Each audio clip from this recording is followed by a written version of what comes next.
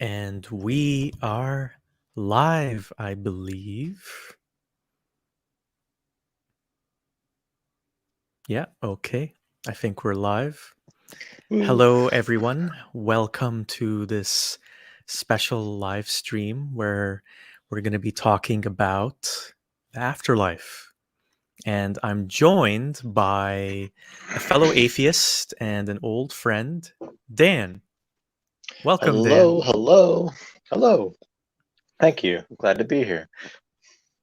So, Dan, would it be accurate to describe you as an atheist? Yes, it would. I meet the definition. Atheist all your life, if I'm not mistaken. I'd say so. It's hard to define what you think of as a kid, Yeah, I know what you but mean. ever since I was conscious enough to think about this sort of thing, yes, I've been an atheist. Okay. I And think the I'm default would be to say I was an atheist my entire life. true. I guess so. That makes sense.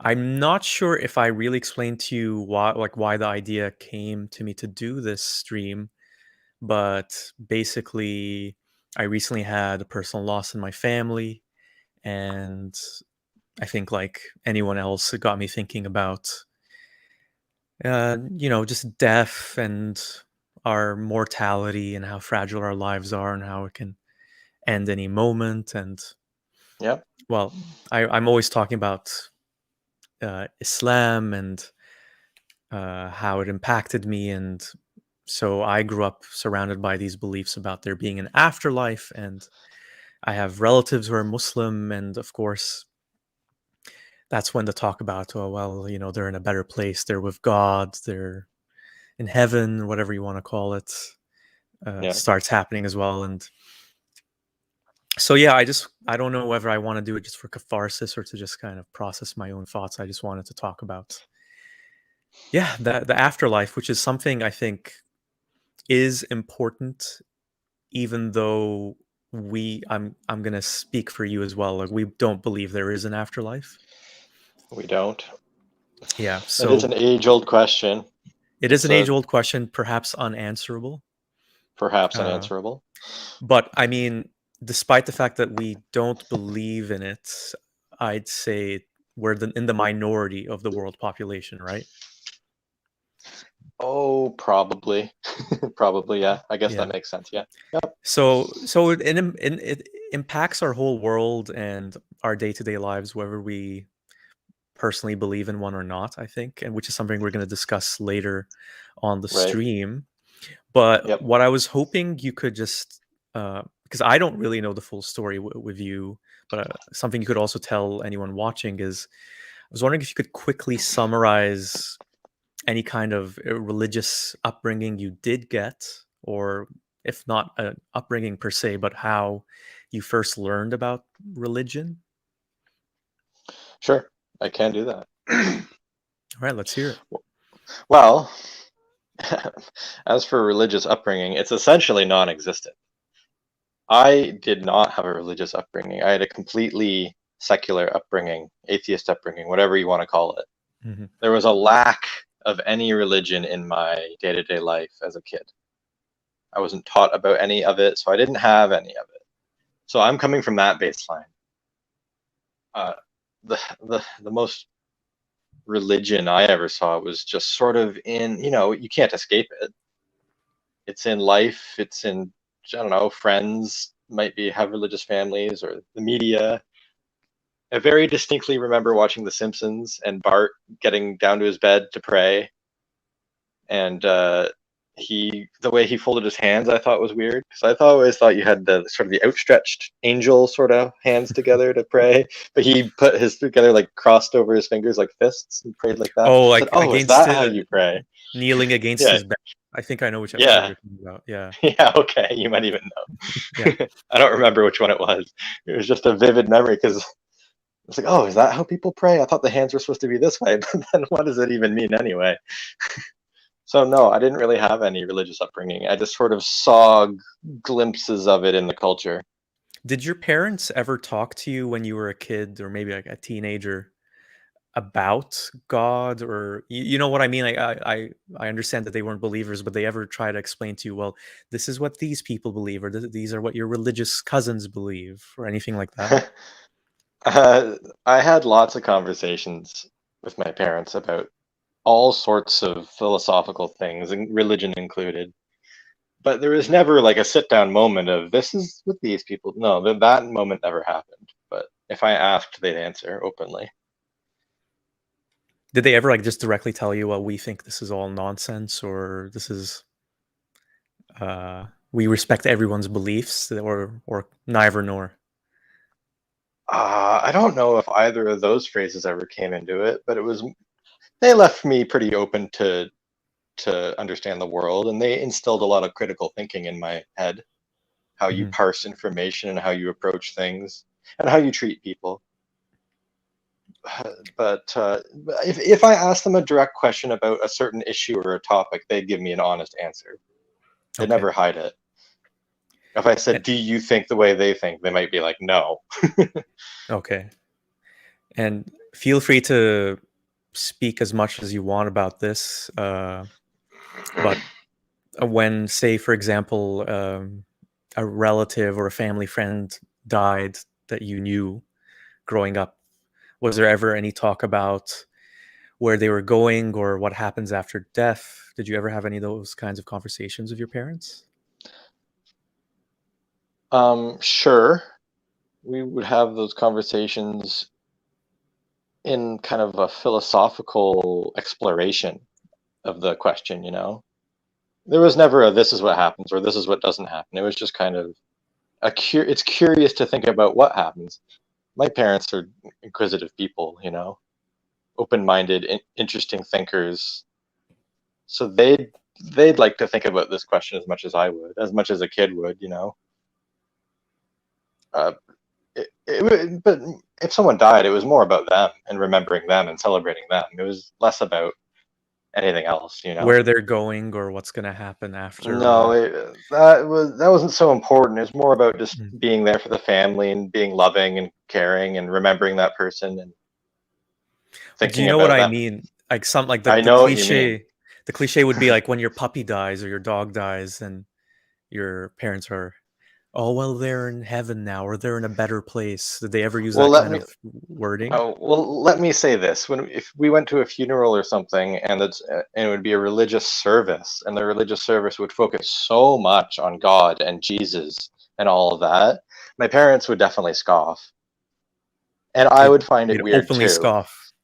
They'd be uncomfortable with it because to them it's kind of an affront to the memory of that person to have so much focus on not that person when it's not even kidding when I say 80% plus of a service is nothing to do with that person in particular.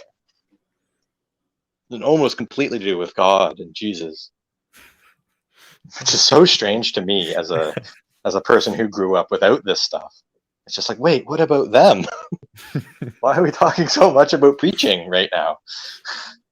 Just another opportunity to get it in, I suppose. I guess it's a strange moment to try and get that in, but I guess that's the norm. I don't know. Hmm.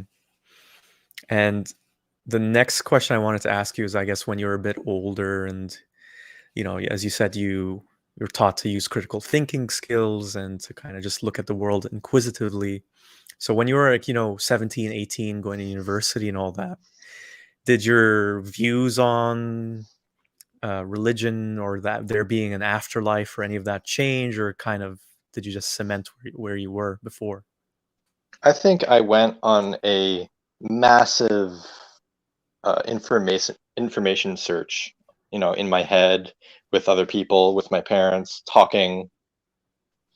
uh, talking to anyone who was interested in this topic, searching online, watching videos. I went on a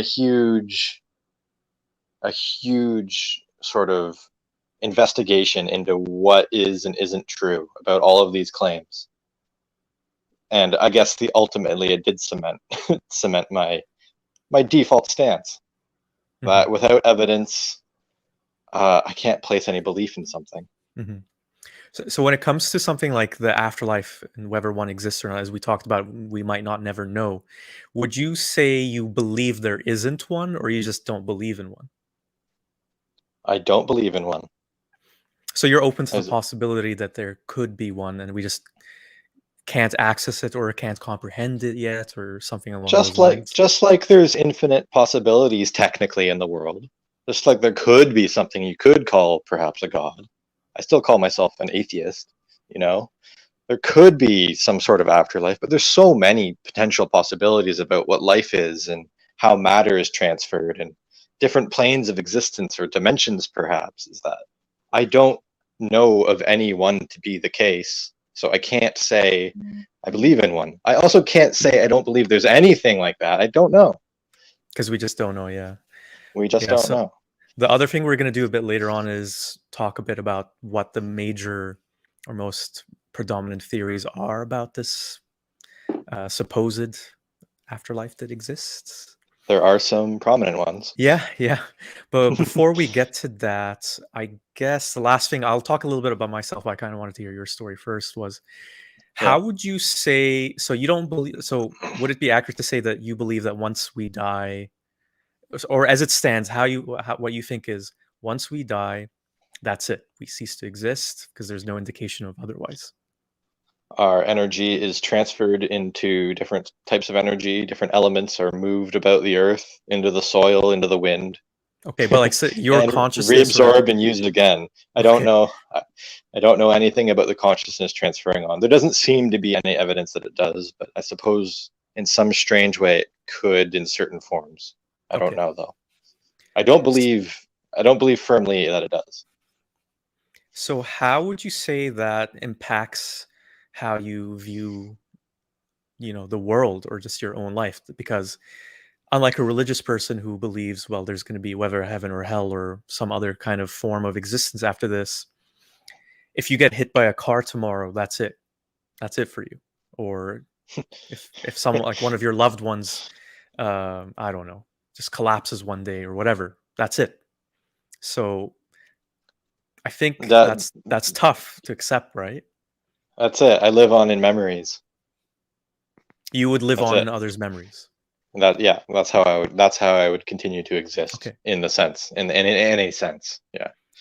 So I don't know if you could kind of get like just this is like pretty introspective, I suppose, but how do you think that impacts how you look at the world? Like how does that change things compared to if you did believe there was an afterlife? Oh, this is the one shot we have. It's the best thing we have, life as we have it, while we have it, and we only live on in memory. Really, that's we know for sure we live on in memories. We don't know that we live on in any other way. I certainly don't know. So I'd like to be a good person. I'd like people to remember me well. I wouldn't like people to think back on me and say that guy sucked. Like I want people to be sad that I'm gone and celebrate my life. It just makes me Mhm. want to. It makes me want to be empathetical and kind to others, so that hopefully they are when I'm gone. Lead by example. I Hopefully, kind I of like can how rub you off on worded it. people. Like the whole making the best out of it that we can, or this is as best as we can get, is probably the way I look at it too, in terms of, well, I don't know why I'm alive, why I exist. I don't know what's going to happen after I die, but here I am.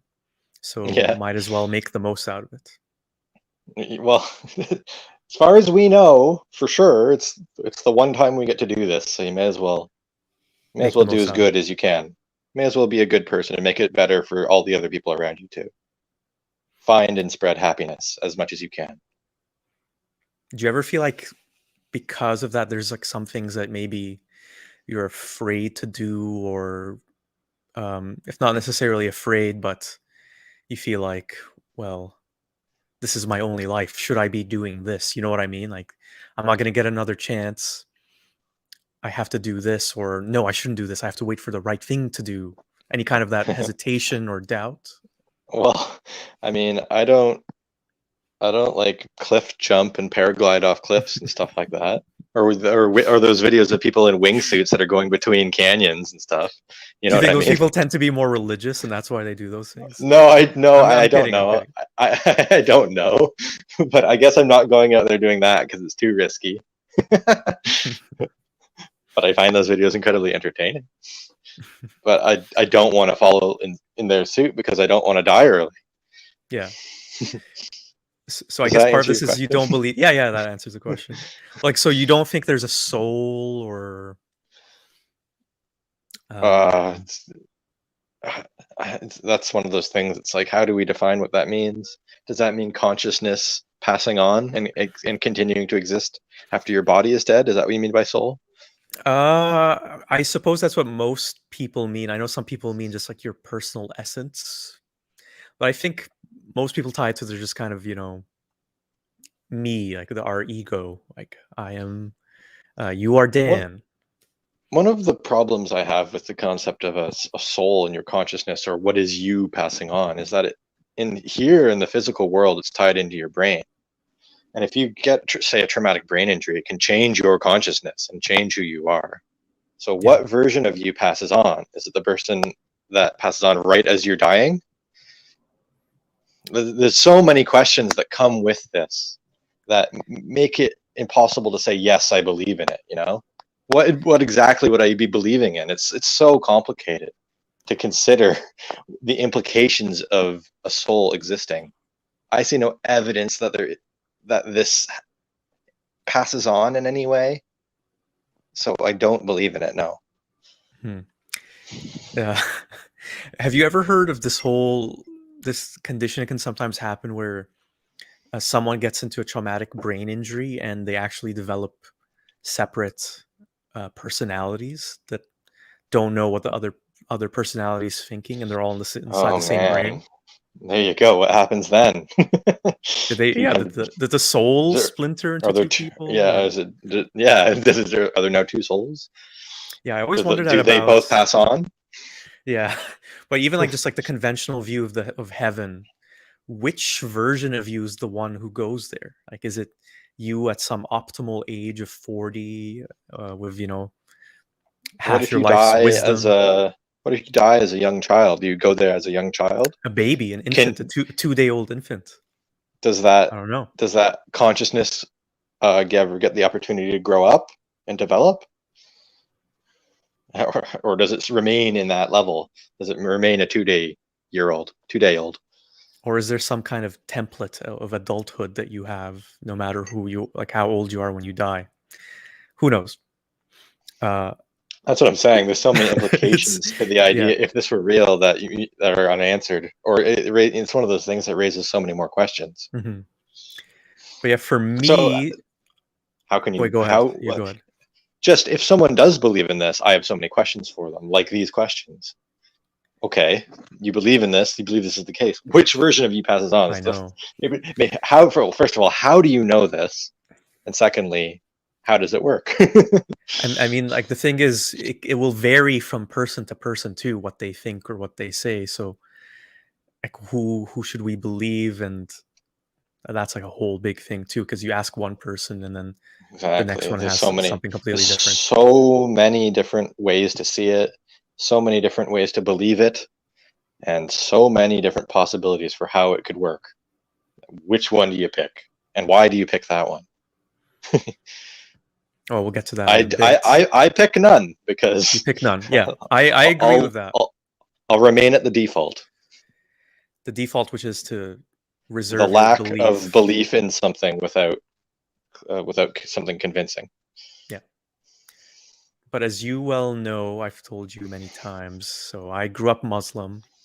So I would say I fully believed the whole Islamic conception of there being an afterlife and this life being short and just a test, really, a testing ground for you to either earn the reward of a paradise for eternity or be condemned to the punishments of hell. So that was my conception as a kid, that, well, I live here for however many years, and then you die, and then there's this eternal thing that's way more important. And Hmm. I can't tell you when I first heard about there being an afterlife or what my parents told me specifically about it.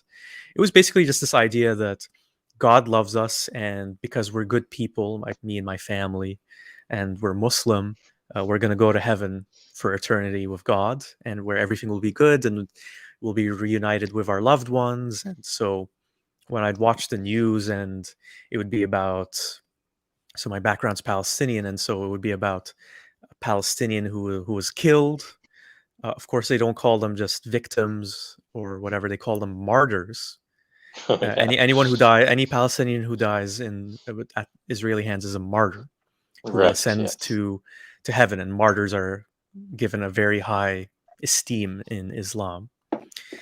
And Yes. so I'd read that in the news or hear it in the news that they're going to heaven. They'll be with God, and same thing with family, friends who passed away, relatives who passed away. Oh, they're with God now. So I truly believe that, and I essentially had the same kind of process as you around late teens of just really researching and thinking through all the things that are out there when it comes Hmm. to this topic and like my own religion. That's why I ended up leaving.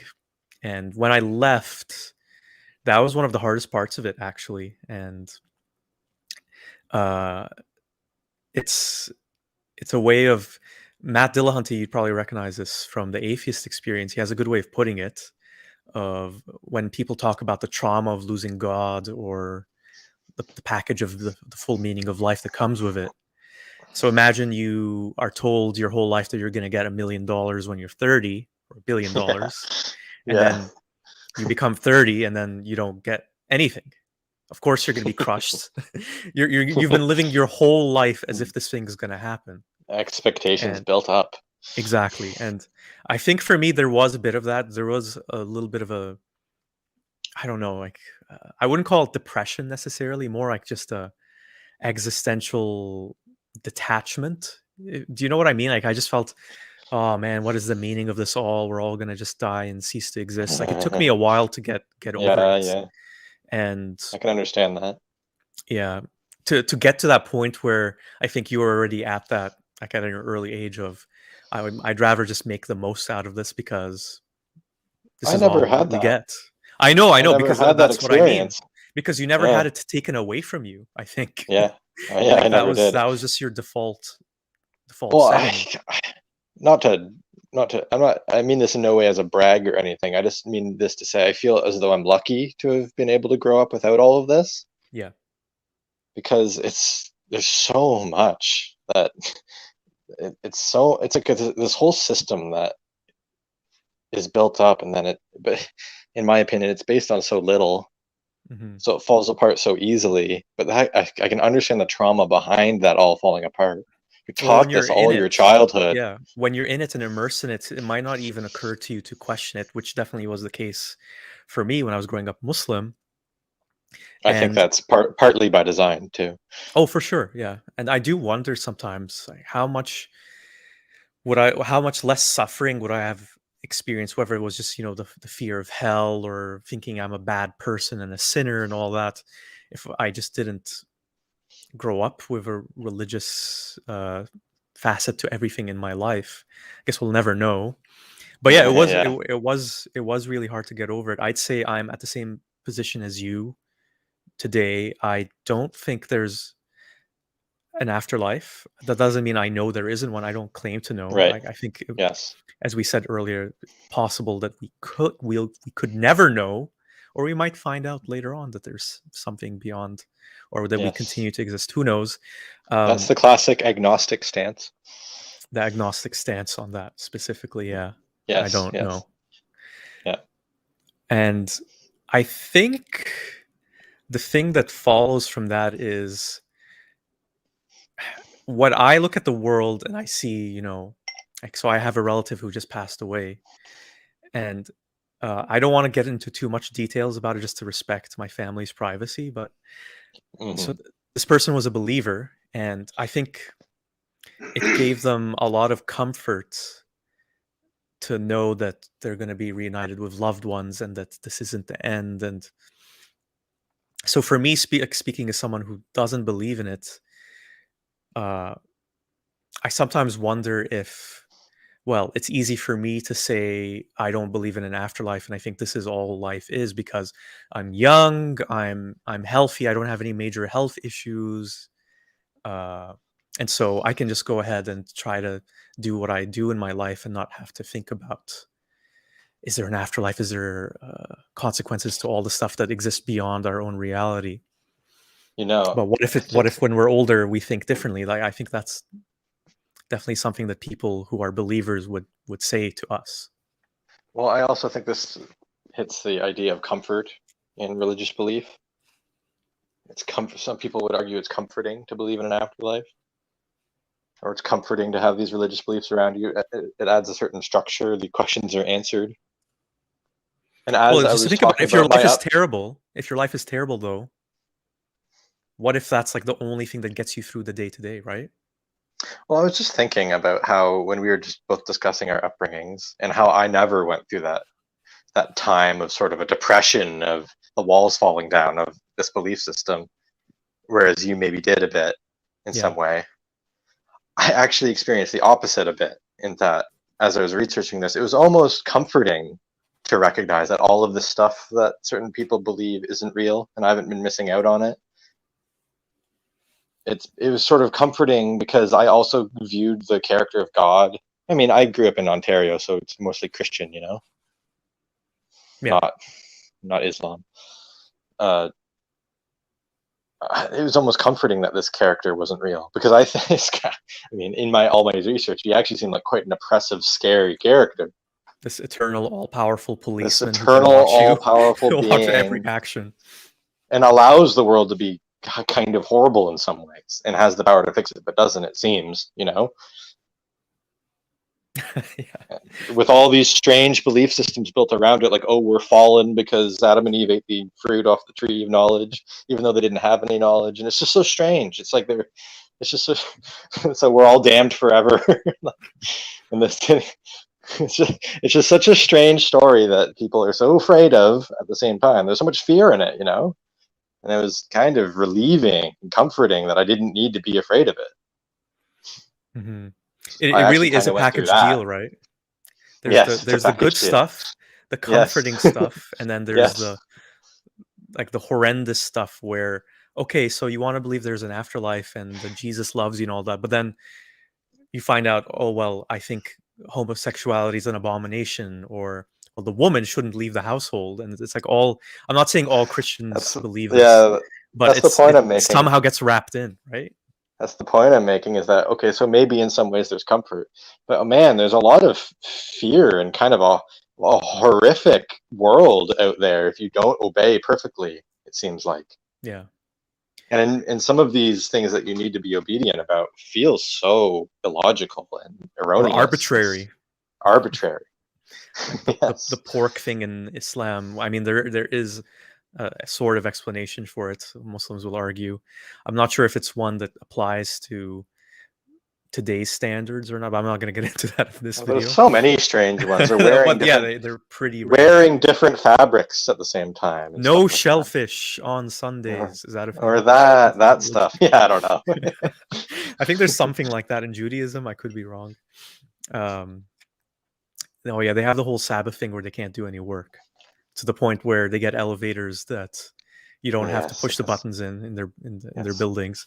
But anyway, yes. As the firefighters are very, very annoyed about when they go in. yeah. Carrying a dying person down the slowly moving elevator that stops at every floor. Mhm. I suppose I should say then also at this point, when I did stop believing, when I reached that point, it became to me like a thing where I opened myself up to the possibility that maybe the stuff is wishful thinking about there being an afterlife, and it made more sense to me that people just made the stuff up to comprehend all the mysteries of life that we just don't understand. Yeah, And I made a decision. Do I want to live my life in wishful thinking, like, oh, there's going to be a heaven and there's going to be angels and they're going to love me and I'm going to exist forever and ever and ever? Or did I want to face reality for what I saw it being? yes, And I and take the decided time to, to investigate, yes, I decided to go consider. the second route. Yes, Like some might say, well, easy for you to say because you haven't really suffered or whatever. But I couldn't live with myself another way, because I think there is an aspect to it where you have to really believe it inside here. These kinds of things of, God and an afterlife, and once the doubt is really in there, it's kind of gone. Like, you can't really fake it, if you know what I mean. Yeah, it's hard. I mean, people fake it all the time for all sorts of reasons, for like Yeah, but then making it's appearances or. a bit frustrating in my mind to have to live a lie. Okay, yeah, it is. Oh, so we do have a few people talking in the live chat. Before I get to some of the questions or comments from people, there was one last thing I wanted to ask you. I suspect I know what your answer is by something you said earlier. For just this section, let's wrap it up with this. Do you ever hope or wish that there is an afterlife?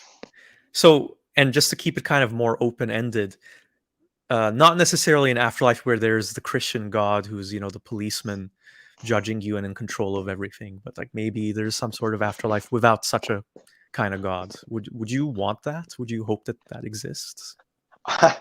I think in an ideal afterlife where it's just beautiful and perfect and fun and happy, then that's a nice idea. Sure, I want that to exist, I guess, right? Yeah. It seems nice, especially if you can choose your consciousness that transfers. But what if it Yeah, existed I for mean, eternity, though? That's the kind of the scary yeah, part for me. yeah. I don't know. I guess that there's so many, like I said, there's so many implications to this I know. that are hard It's to kind of answer. hard to answer, right? Yeah. There's like a thing like the prevailing wisdom of, movies about good vampires or vampires that are depressed or whatever. I'm just like thinking of Buffy the Vampire Slayer or something like that.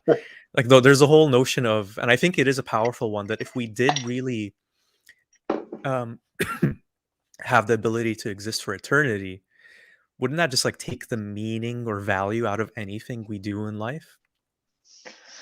Uh, it could be argued that yeah, everything would get so It's dull. tough. You've always seen it all before. Just everything's nothing. You've experienced everything there is to experience. There's Yeah. nothing new. There's no joy and wonder anymore in exploration. Yeah. I was joking with a friend once that if there was a couple, like a vampire couple or whatever, that just lived for eternity, they would probably just get so bored of each other that they go through cycles of just loving each other and then hating each other and then maybe trying to kill each other for a while, even though they can't, They don't and talk then for loving each 18 other years, for 18,000 years. 18,000 years. They live in the same house, but they don't talk for 18,000 of the years. Yeah, it's hard to say. It's kind of beyond our comprehension, I suppose, and maybe that's a good thing. I don't know. I personally do sometimes wish that there was something more, and I think it is partially just like this. I would say like an ego fear as well of, well, me not existing anymore. Wonderful me. Oh no. And it is Yeah, kind of weird to think about ceasing to exist, like thinking about that in a way of like just being nothingness or whatever. It is kind of an uncomfortable idea for me, so I try not to think about it too much. It could be liberating for all we know. it it is an uncomfortable I mean, it idea. is liberating technically, I suppose. Even considering the existence of our existence is strange to consider. It really is. It would be nice to just know the answers to everything, but I don't know. We don't. I know. Yeah. So, Dan, let's see what a few people are saying in the chat, shall we? Okay. So Claudius, hello Claudius. Hello, See if we can Claudius. highlight your comment. So Claudius says, we know the material body dissolves and it is recycled. The question is, what happens to our consciousness that has developed during our lifetime? Is it only a product of the brain? I mean, neither of us are scientists or neurobiologists or whatever. But based on my understanding is we don't really have any evidence of a consciousness or activity beyond just the machinations of the brain, right? So like But once the no, brain dies, it seems like consciousness kind of just you can dissipates, damage the goes. brain. You can damage the brain, and that will damage someone's consciousness. You You know. can bludgeon someone in the brain and their consciousness seems to go if you Yes. bludgeon it hard enough. We don't know that the consciousness developed during our lifetime is in any way separate from our brain, is the answer, as far as I know. Yeah. I mean, there's all that I stuff mean, about, the 21 gram. Have you ever heard that theory? The 21 grams that yeah. you lose in your body weight after I've death. never actually heard like a proper study to confirm that Me though. neither. I've But people sort are of looking, heard I that. suppose. Sure, let's look.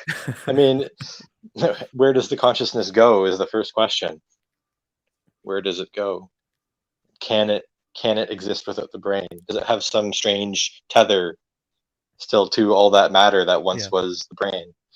I don't think we're even anywhere close to the possibility of transferring our consciousness, which is something that Yeah, sci-fi movies explore a bit of, like, say, putting it yes, on a they do. computer, and perhaps that kind of thing is impossible, and perhaps it is possible. As it stands, we just don't know, I think. I don't know. I mean, theoretically, it could be possible, but it seems like you'd have to essentially recreate a brain. Mm-hmm. Your consciousness seems to be all these neural synapses and electronic signals going back and forth, creating thoughts and ideas Yeah. and sensory input.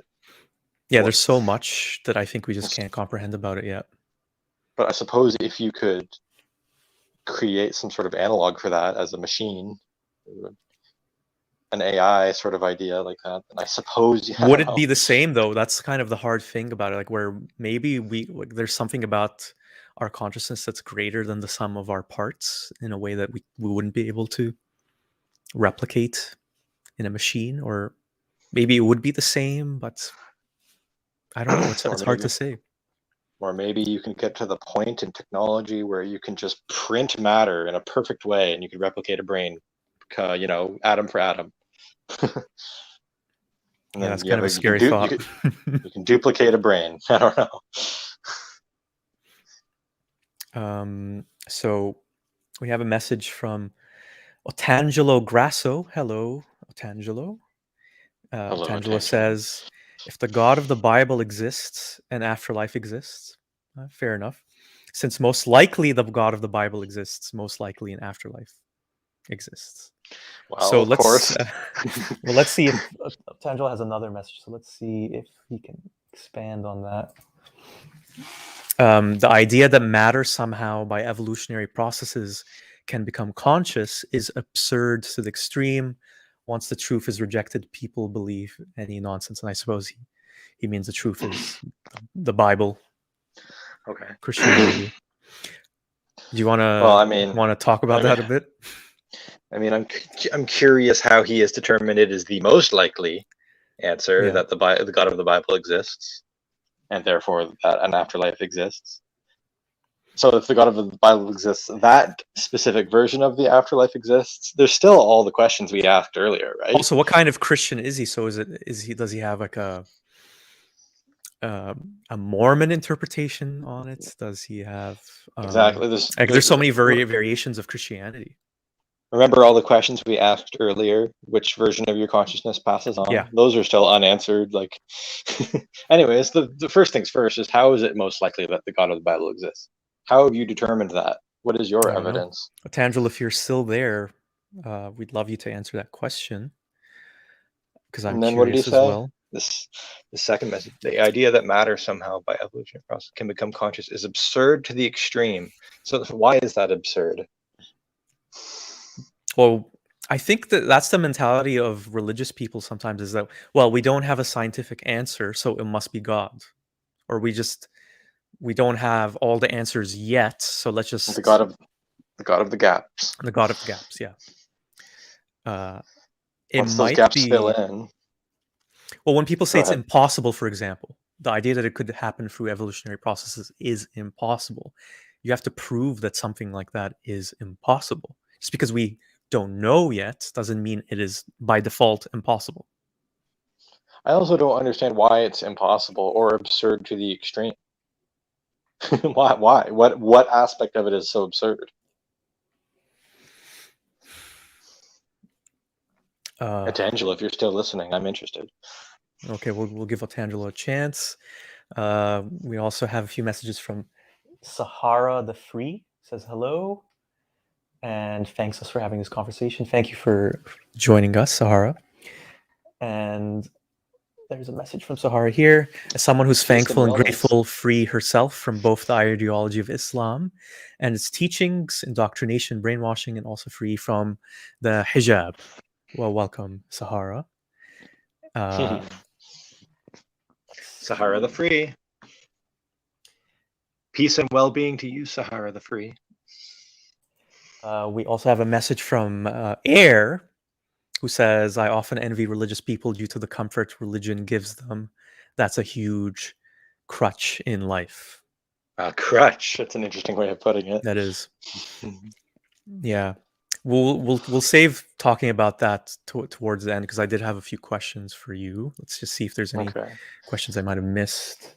Claudius has another comment there. Oh yeah, I see it. Yeah.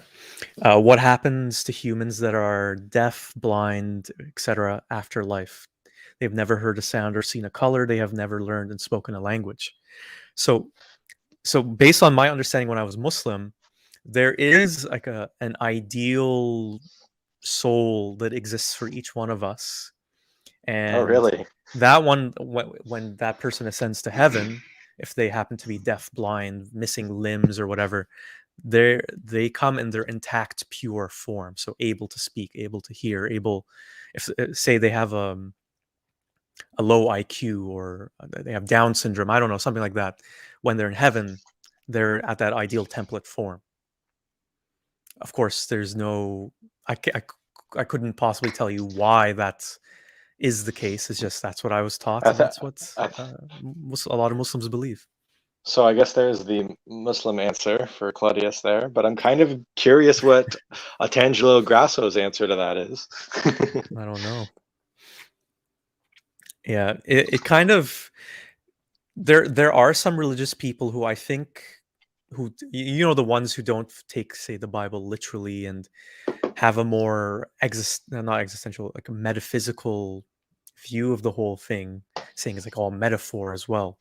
And they would say that things in the Bible are just framed in our own limited on this world human understanding, just so we can kind of comprehend it. But the reality of what happens in the afterlife is so beyond that we can't really put it in words. Have you ever heard that kind of rationale before? I've heard that rationale for all sorts of religious questions, and it's kind of a dodge. It is, but it also raises the problem of, if we can't understand it, then how can you know it is the case? Well, it's a comforting crutch, perhaps. Why can't we just all be honest and say we don't understand? And reserve our belief until we do it? Yes, until we do get to that point of understanding, yeah. Yeah, until there is good evidence, convincing evidence. Yeah. Sahara also says that I strongly think a lot of people are sadly brainwashed and indoctrinated deep down. And that is part of it too. Like when you teach people these things from a very early age, they're going to believe that that's their whole reality, right? Like it truly is a thing, I think, where if a lot of people were taught religion when they were 18 or 20 or whatever, I think the critical thinking when it came to those beliefs would play a more important role compared to something that you're taught when you're 2, 5, 3, right. Those very young ages. Religion tends to, I'm going to use the word prey on the vulnerable. It uses the vulnerable as its most likely converts. Children and people who are in trauma, or have experienced great loss or hardship. People that are vulnerable are easier converts and easier people to indoctrinate. Yeah. So yeah. I always find it tough, though, the whole aspect of, would I be able to, like, say, you're with a loved one and they're sick and they're dying, and they just ask you to pray with them, and they ask you a question like, God's going to be with me, God is going to take care of me once I'm gone, isn't he? Like, it feels like such a cruel act in a way to just say, oh no, I don't believe, I reserve belief in that until I see it. You know what I mean? Or I don't know, wording it in some other way. Well, this is the thing. I try not to judge people too hard. I don't know how they got to their place Yeah. in life. All the experiences summed up that creates the present reality for their belief system and where they are. I can't judge them. I don't know. It's It's mighty like Christian of you. they didn't have my experience. Yeah, I guess. I mean, there you go. You don't need Christianity to have virtuous qualities, I guess, or just to not judge people so harsh. Yeah. I recognize that out of just empathy and an understanding that not everybody has my life experience, so I don't know their life experience. Who knows how they came upon this? I'd like to know. That's the thing, is like, I want to know. I'd love to hear it if they're willing to tell it. I I think want to know. personally, I want to know how people, as someone who never believed any of this stuff really, I'd love to know how people come upon it. I think I'd chicken out if I was like in that kind of deathbed scenario. I'd probably just tell them what they want to hear, because Oh, well, I I feel mean, like it would be about them at that point, like not about me and my yeah, that's beliefs fine. or lack thereof. Exactly. Exactly. That's fine. It would be tough though. It would be tough. And so before we go to our next section, Sahara says, I just hope a lot of people will free their minds and hearts, especially the opportunity to question using critical thoughts and thinking for themselves, stay peace and safe and well. Positive messages all I, around, and I agree with that.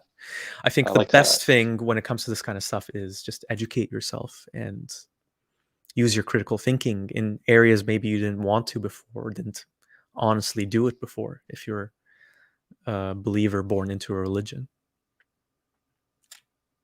Would you agree with that? Okay. I'm sorry, could you repeat that? So I was just saying that I think thinking critically and applying those critical thinking skills to beliefs that you've had your whole life is probably a good thing, Oh, yeah. because for the believer, because you might not have done it or might not have honestly done it. And I think just educating yourself about it and using those skills thoroughly, even on areas that make you uncomfortable, will make for a better outlook or a better You should understanding of the world. you should use those. You should use the skills of critical thinking on areas that make you uncomfortable.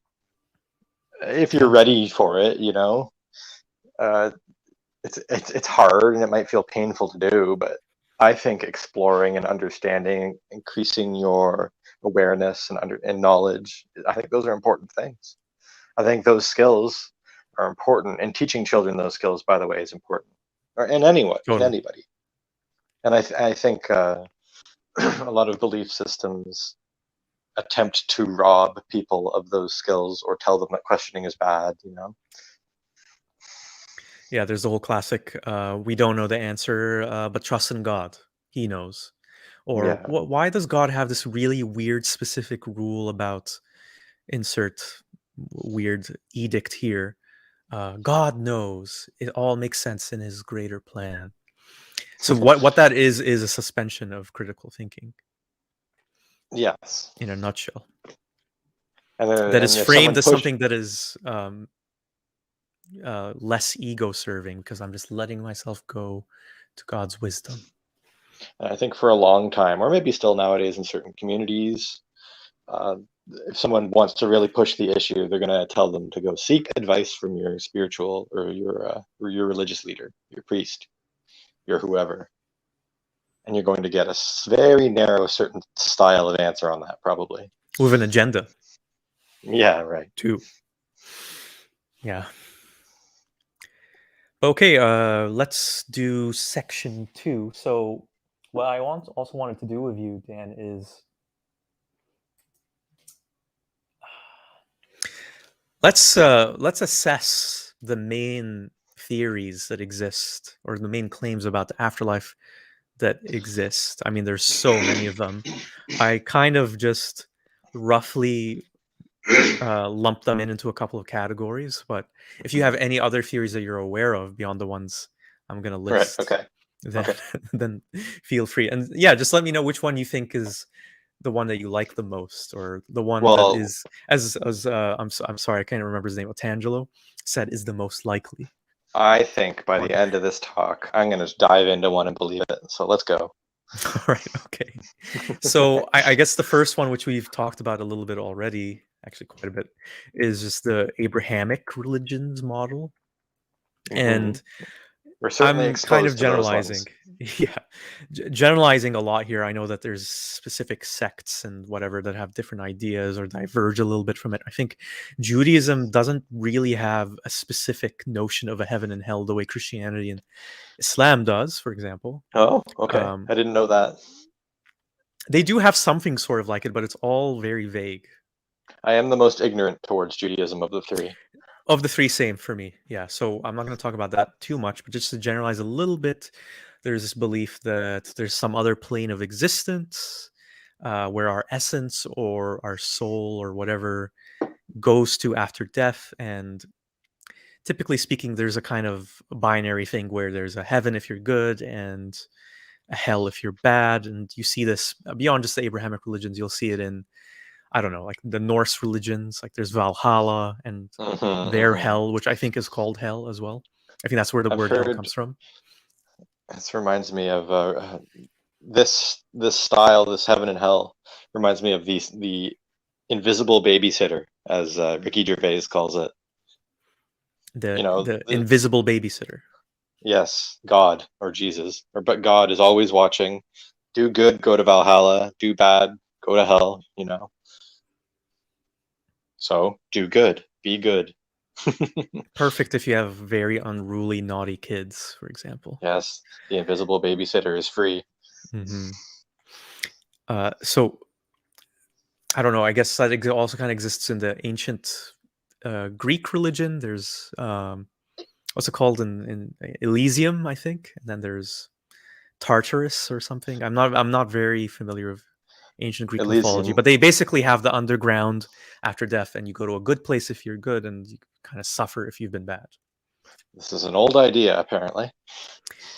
Yeah, and so the essence of this is that also that this afterlife is more significant or prominent and will lead to a greater understanding of the meaning of it all, and lasts for eternity as well. So that's why it's more important. Uh, and I think the main appeal of this, beyond just the whole, well, we're policing each other with this invisible babysitter thing. So we're stopping. So the religious argument goes, we're stopping serial killers from just going around killing people or Hmm. whatever, because they believe that there's a hell. But Yeah. the thing that I think is the appeal of this is we get to feel like what happens here has more meaning because there's some big plan of it all, and we get to keep going. So it appeals to our ego in that very simplistic sense of, yes, I continue to exist. I would rather believe this because I'm terrified of death, and this way if I just follow the rules of whatever religion I happen to be in, then I'm in this afterlife Yep. with good things. Yep. Hopefully you make it. Hopefully you think you're going to make it and you do. Yeah. How do you know? Yeah.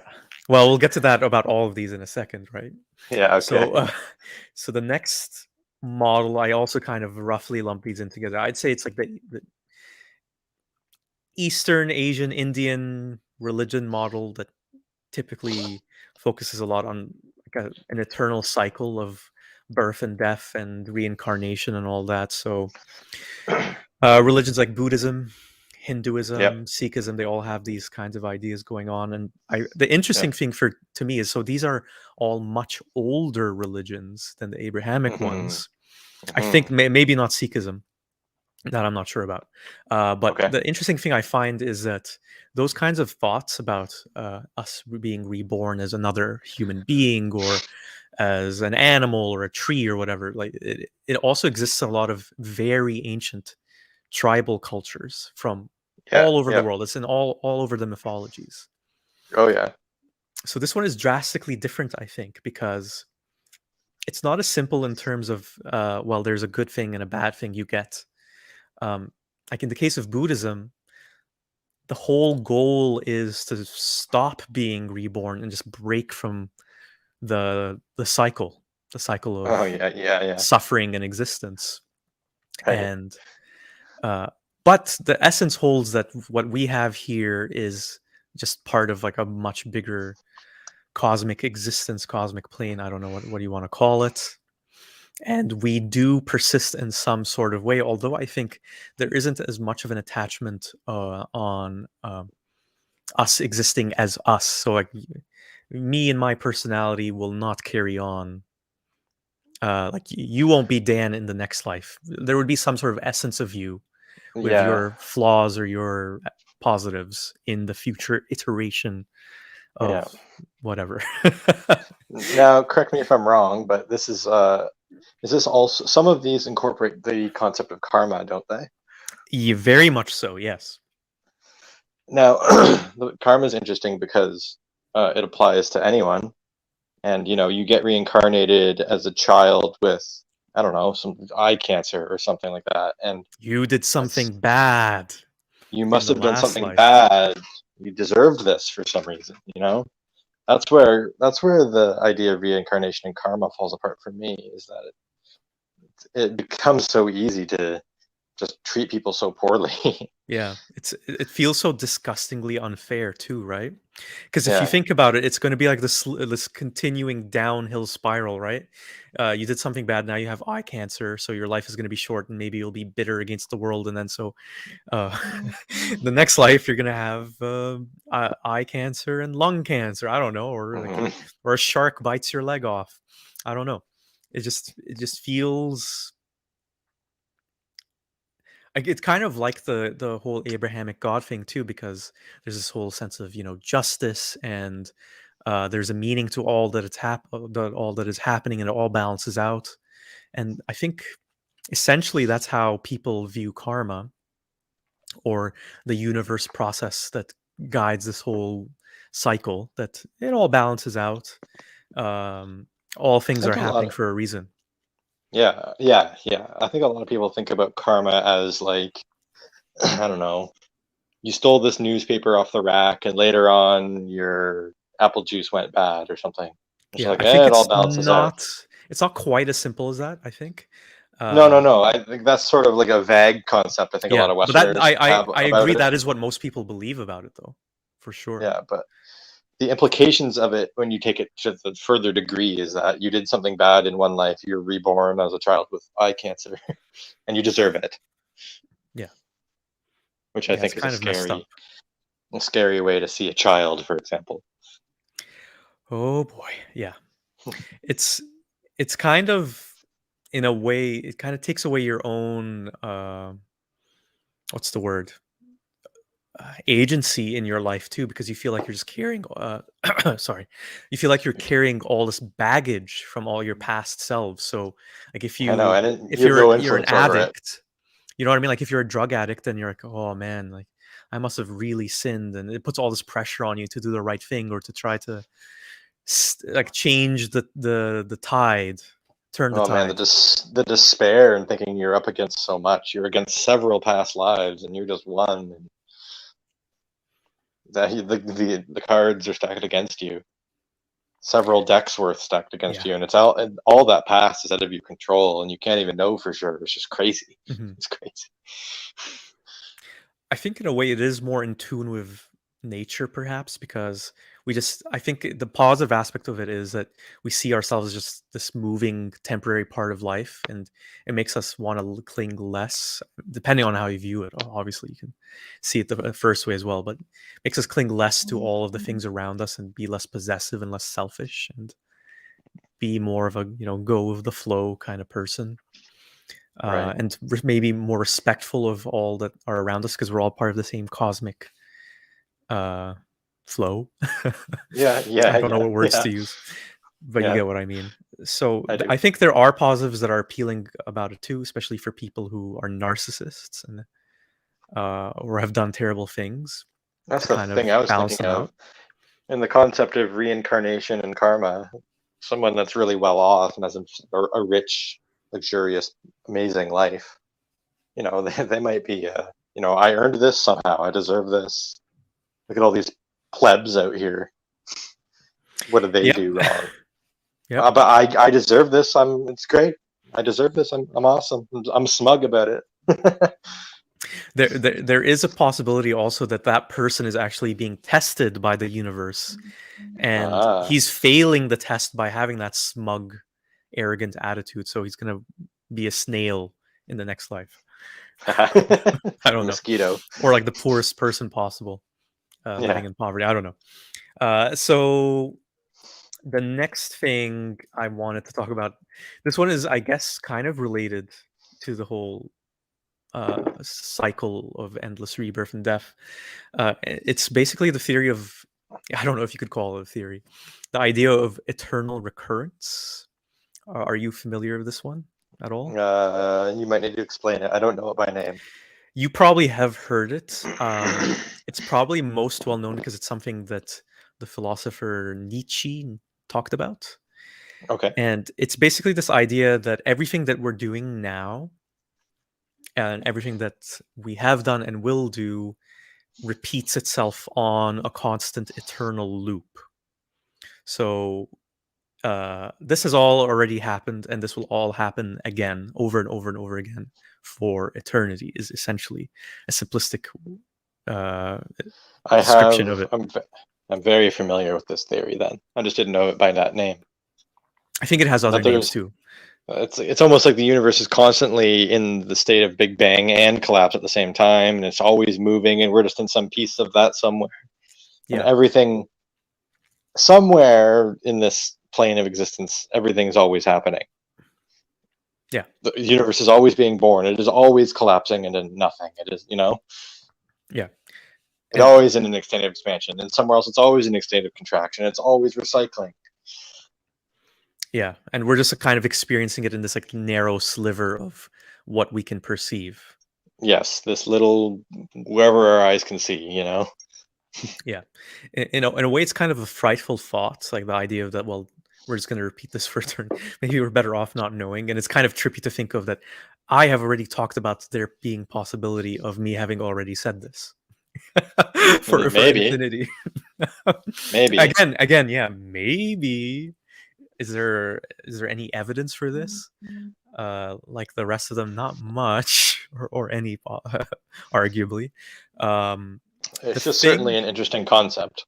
I think the appeal of this one, to play the devil's advocate again, is I think it injects some urgency in our actions because we feel like this is the only life we've got, and the idea of us just repeating the same failures or the same shortcomings over and over again is kind of depressing. So you want to just will yourself to do something better or greater, Yeah, yeah, maybe, to just have like a maybe. better eternal fate.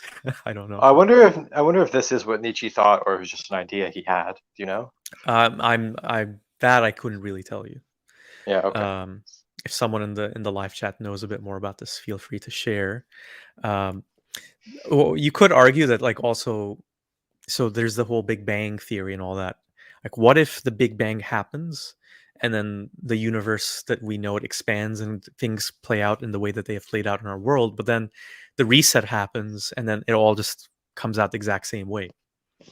So in that sense, it could be an eternal recurrence as well. I don't know. I think all of these have an interesting question of free will behind them, but maybe that's another conversation. I don't know. Yeah, yeah, we'll see. That's a whole thing that we could probably talk about for hours too. Yeah. Uh, last theory I wanted to talk to you about, and then I'll leave the floor open to you if you have any other ones. Is the simulation theory. So there's a couple This of gets a lot of play lately. yeah. So there's a lot of versions of it that maybe we're an alien simulation, a simulation by Mhm. aliens or an experiment by aliens. One I Mhm. find interesting is that there actually is humanity, or that we were made by humans of the future, where Mhm. they've figured out all of life's problems. They can live for eternity. They can cure all the medical issues, and they're just so freaking bored and have nothing to really go for and no challenges in life that they created this world as a game, essentially, because they're so bored Yeah, of their own reality that, like, of course. we'll just Of make course. ourselves flawed mortal human beings, and I don't know, I'll play the level of the game where my dad rapes me, molests me, Oh and then man. I have to deal with that, or I don't know, whatever. That's like the hard level. Or I win the uh, lottery, and let's see what happens then. uh yeah, which this idea is in the Rick and Morty cartoon, if anyone watching is familiar with that, where they go to a theme park where you basically just live someone's life. Yeah, yeah. Just kind of messed up, and you really feel as if you're that person, and then the video game is just Yeah. over. Oh my god. Morty, you only made it to 32 years old. Come on. Yeah, exactly. Yeah, so what do you think about that one? Well, I mean, this one is interestingly plausible, right? I mean, yeah, it's kind of unfalsifiable in a way, right? It's, Like, I if know, they how would we designed if know? they designed this game or simulation so that we don't know that it's a simulation. Are there glitches in the simulation sometimes? What if they're watching us and being like, "Oh my, these people think there's a Valhalla," Shit. or Or they're whatever. listening to this conversation and going, shit, they're onto us. Yeah, exactly. Yeah, I mean, like all of these, it's an interesting idea. The interesting thing about the simulation one is all of these other afterlife ideas could fit into it. Indeed, they could. Yeah, yeah. There's some The, overlap the between all of simulation them, really. could include Valhalla. It could. Claudius says a kind of Sim City. I kind of like that. Yeah, we are an elaborate video game. um, so, would you say that there's another major or predominant theory that I haven't mentioned that you're aware of? Yes, Let's hear it. I think one of the easiest ones to go to is the ancient Egyptians. What do they The- believe? Well, one of the things I find interesting that they did is that they put riches into the tomb to take you into the afterlife with. You know, Okay, so prized they did believe possessions, there was riches. an afterlife. It seems they must have somehow, right? They must have believed in some kind of concept of a soul too, then Yeah. There's carried also over. like many cultures, they also gave different burials to different social classes, and like a ruler, a king, a pharaoh got like an elaborate tomb and riches and things, and I think many of their servants would also be with them, Or yeah, they'd stuff like kill that. the servants would kill themselves so they could be in And why the wouldn't you tomb, want to? right? You know, you get to go be with your king, and be a servant for eternity, maybe. I yeah, don't know. who knows? I Well, could be I just mistaken. Don't they kind of have found like a heaven and hell too? Sort of. I'm not sure. They had multiple gods. It's quite possible. Hmm. Like the ancient Greeks, multiple gods, and no one god seems to be all powerful, which is interesting. An interesting difference. That is interesting. They all seem to have varying powers, and they're sort of competing and warring. I like how that's like the monotheistic believers. One of their arguments would be, well, look at all these freaking ridiculous gods. Of course, that's nonsense. The one God who's Yeah, invisible exactly. but has created everything is obviously the logical one. Although strangely seems to have a problem with defeating Satan. Why doesn't he just do that already? It's all part of the plan, Dan. All part of the plan. Okay, okay. I just thought ancient Egyptians, Hmm. and they seem to have an interesting focus on bringing riches into the next life, Yeah. or whatever the afterlife is for them. Hmm. We didn't talk about the Scientology conception of an afterlife either. Oh, well, let's do that. Do you, I don't know much about it. Do you? I It's know. my I know understanding. about Xenu. Yeah, and you sign a contract, your soul for, I can't remember how long it is, but it's in the billions, 100 billion years maybe. You sign a contract You sign, like assigning your soul to Xenu. yeah, for 100 billion years, and it starts when you sign it in your life on Earth, Okay. and or whenever you ascend to that level of Scientology, is my understanding that you sign that contract. Or maybe that's the Sea Org, the sort of the priesthood Yeah, of I think Scientology. isn't Xenu like the villain? Maybe we shouldn't talk about this. We don't know much about Scientology.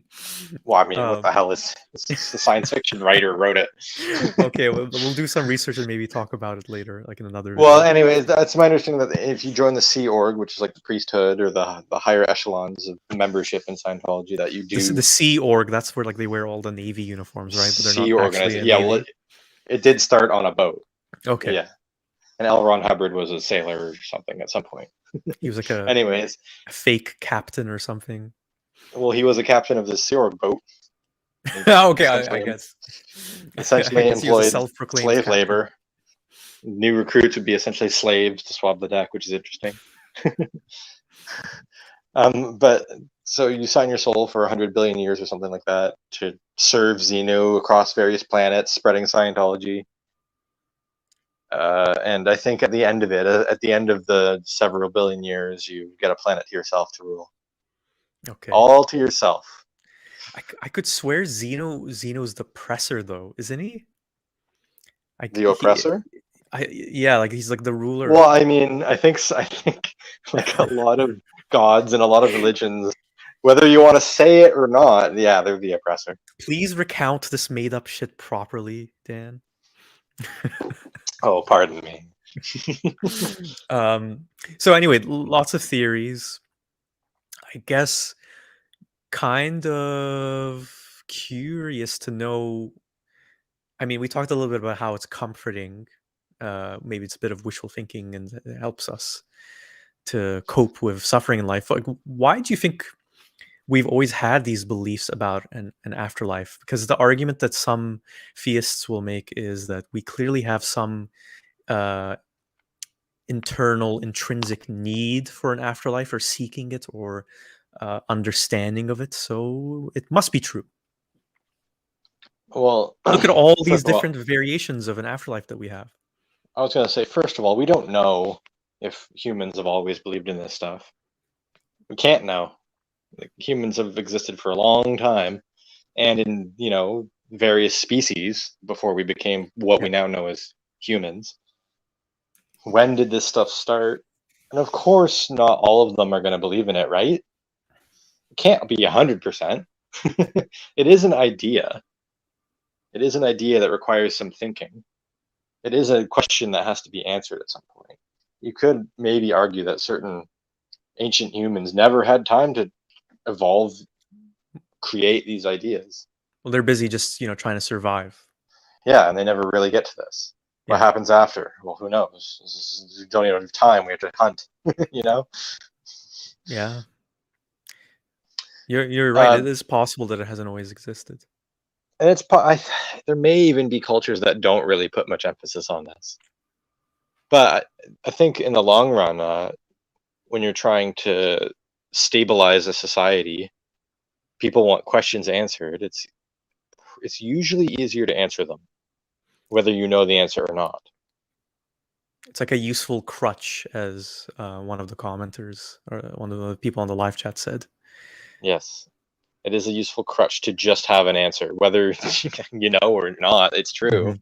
Sometimes you just answer, and and Yeah. sometimes when you answer something, you have to create something around it to keep it propped up. You could make the argument it also keeps people in doing what they otherwise wouldn't want to do. So, talking about, like, say, in America and slavery, where they really taught the slaves a variation of Christianity that, without the part about overthrow your masters or any of that. But basically, it it would be I believe used it as a actually way of says obey be your masters. obedient to your master. Yeah, like obey your master, be subservient to Yeah. them, and do what is told of you, and know your place, and you'll get the heaven reward. So that's a great way to just accept your miserable lot in life. Isn't And that a convenient answer to the question? indeed, indeed, it is. For stabilizing a society and creating order. Yeah. Whether or not it is true is the thing that has to keep remembering. It almost seems like a thing that is irrelevant to the like when I think about the way some believers or even some people who aren't necessarily like a theist, sorry, there's this whole idea like, well, if it just makes life more easy, more tolerable, and then just believe it. Like it seems like the whole truth dimension is irrelevant in a way. At what expense is the problem? Indeed. Yes, indeed. Yeah. So last question for you in this section before we get to the last section of things we're going to talk about. What would you like? Would you say there's any good evidence for any of these theories of an afterlife, or if there isn't any good evidence beyond, because most of the time it's just, well, this holy book says so, or this tradition of 1,000, 10,000 years says so. Is there anything that you've ever seen that was interesting evidence or ridiculous evidence? So I've been searching for evidence of any of this sort of stuff for a long time now, well over a decade now, which I guess isn't even that long, but actively, this is one of my pursuits and interests and things I research and things I'd like to gather information on this. And no, the answer is no. No. The answer is no. When Unfortunately. when you hear about the near-death experiences of people, do you know the book? It's a Christian book. It's called Heaven is for Real. Yeah, I've heard of this. Yeah, Yeah. it's like a 3-year-old who had a near-death experience and saw angels and met Jesus, and Yeah. his father conveniently was I think a Christian pastor. That is quite convenient because I don't think I would um, have written that book. but that the argument that in this case specifically Christians would make is, well, there's these near-death experience stories are so common, and they all have the same ideas in them: the white light, the end of the tunnel, and seeing and feeling this great inner peace and love, and seeing angels, and seeing a bright light or whatever. Could that be So culturally instilled? like the question would be like, would a Muslim in Saudi Arabia or a Buddhist in Myanmar have that same kind of conception if Well, they I had was a gonna near-death say, experience? I think it would actually be a little more compelling if this, in the United States, this child raised by a priest or something, a Christian priest, randomly had this near-death experience that actually confirmed Islam or something, or randomly confirmed Buddhism somehow, but had no prior experience of it. But how would you explain that though? Because so there's the cultural thing of, well, maybe the reason why it's the same, they say the same thing about UFOs, that people only start describing UFOs in, the stereotypical green little alien Yeah, this is the classic, the after, gray or the gray. Yeah, or the gray, yeah, after certain movies came out, or after certain images, purported images of an yeah, alien came out. Could you say yeah. maybe it's the same thing where, So I'm saying, is there a bias based on your own experience? yeah, but Or aside from or that, do the grays with the almond-eyed alien, do they actually exist and more people yeah. are seeing them? Or is it, you see a shadowy figure outside your door and this is one of the images in your mind and it puts it together, oh, maybe it was that. It was an alien.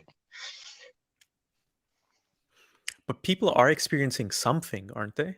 Like, I mean, let's Sure. get rid of talking about the whole Christian imagery and the white light and whatever. They are, there is something that is happening. Yep.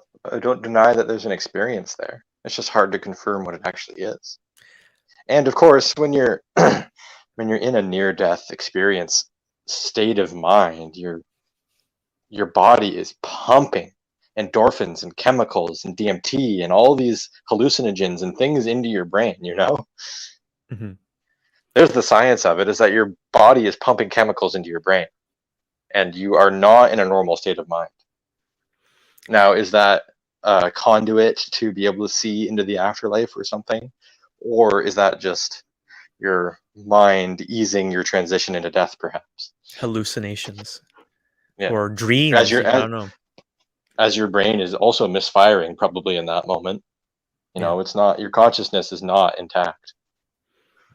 Yeah, and that's when you'll hear people say, "Well, but there was no brain activity when blah blah blah blah." And with these kinds of things, like, what I don't like about them is they end up being just anecdotal, and there's so much bias into people sharing the story, and there isn't much of a vigorous attitude or critical thinking, as we talked about earlier, in terms of just like examining the context and details of these anecdotes. So it's just, it spreads from this Christian who wants to believe it's true to another Christian who believes it's true, who just copy and pastes it. And so it's hard to say that there's no scientific rigor when it comes to these in terms of them being evidence, objective evidence. Yeah. This comes back to the critical thinking on these things. Mhm. Indeed. All right. Let's see. So by the way, I chose ancient Greek. I'm going to go with ancient Greek afterlife. Okay. Okay. I like the simulation idea because let's say that is the case, and I wake up and game over. I can just go back in. Sorry, you're wrong. It's ancient Greek. You're wrong. I'm sorry. It's ancient Greek. And I respect you for holding your beliefs, Well, you're wrong, and even the if ancient they're Greek complete answer is the bullshit. correct answer. So let's see. We have a few more questions here. Oh,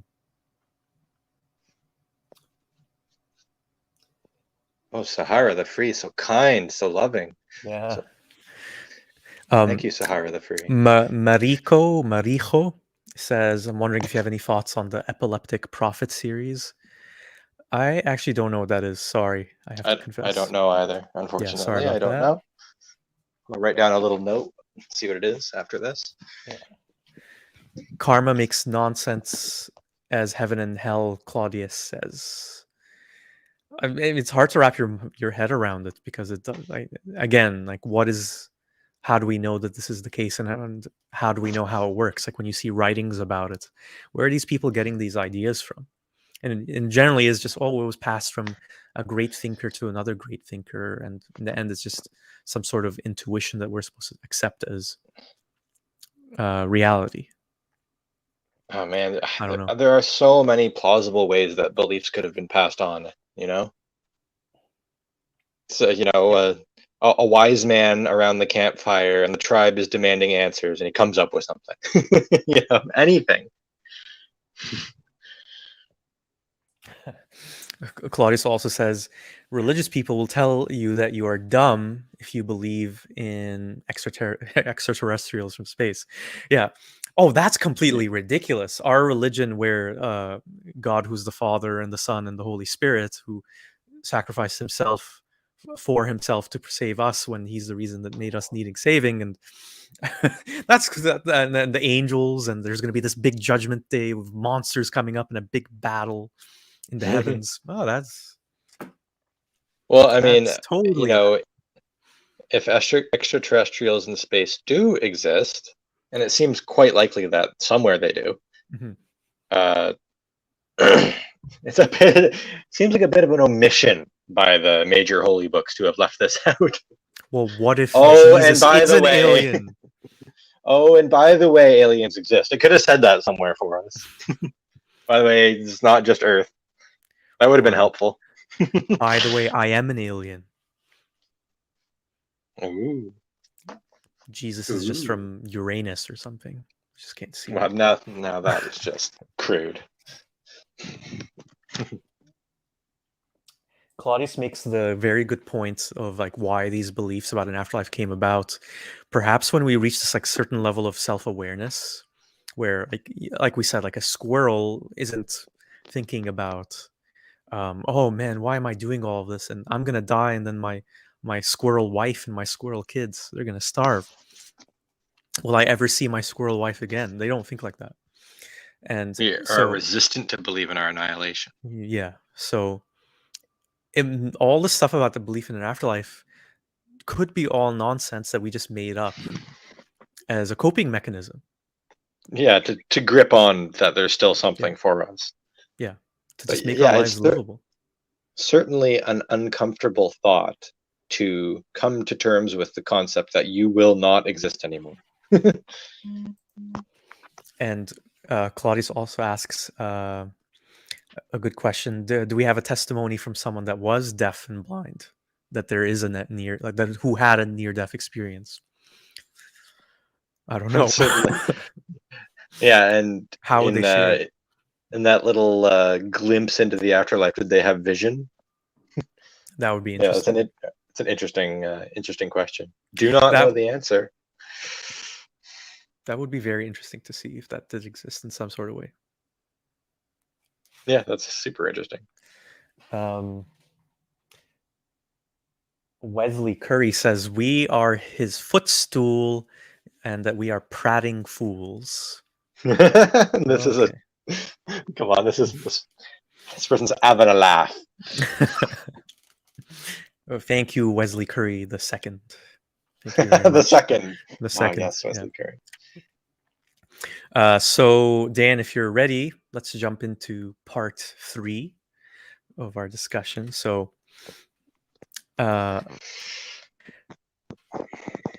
this one is kind of a tough one to answer too. I would like to know your opinion, though.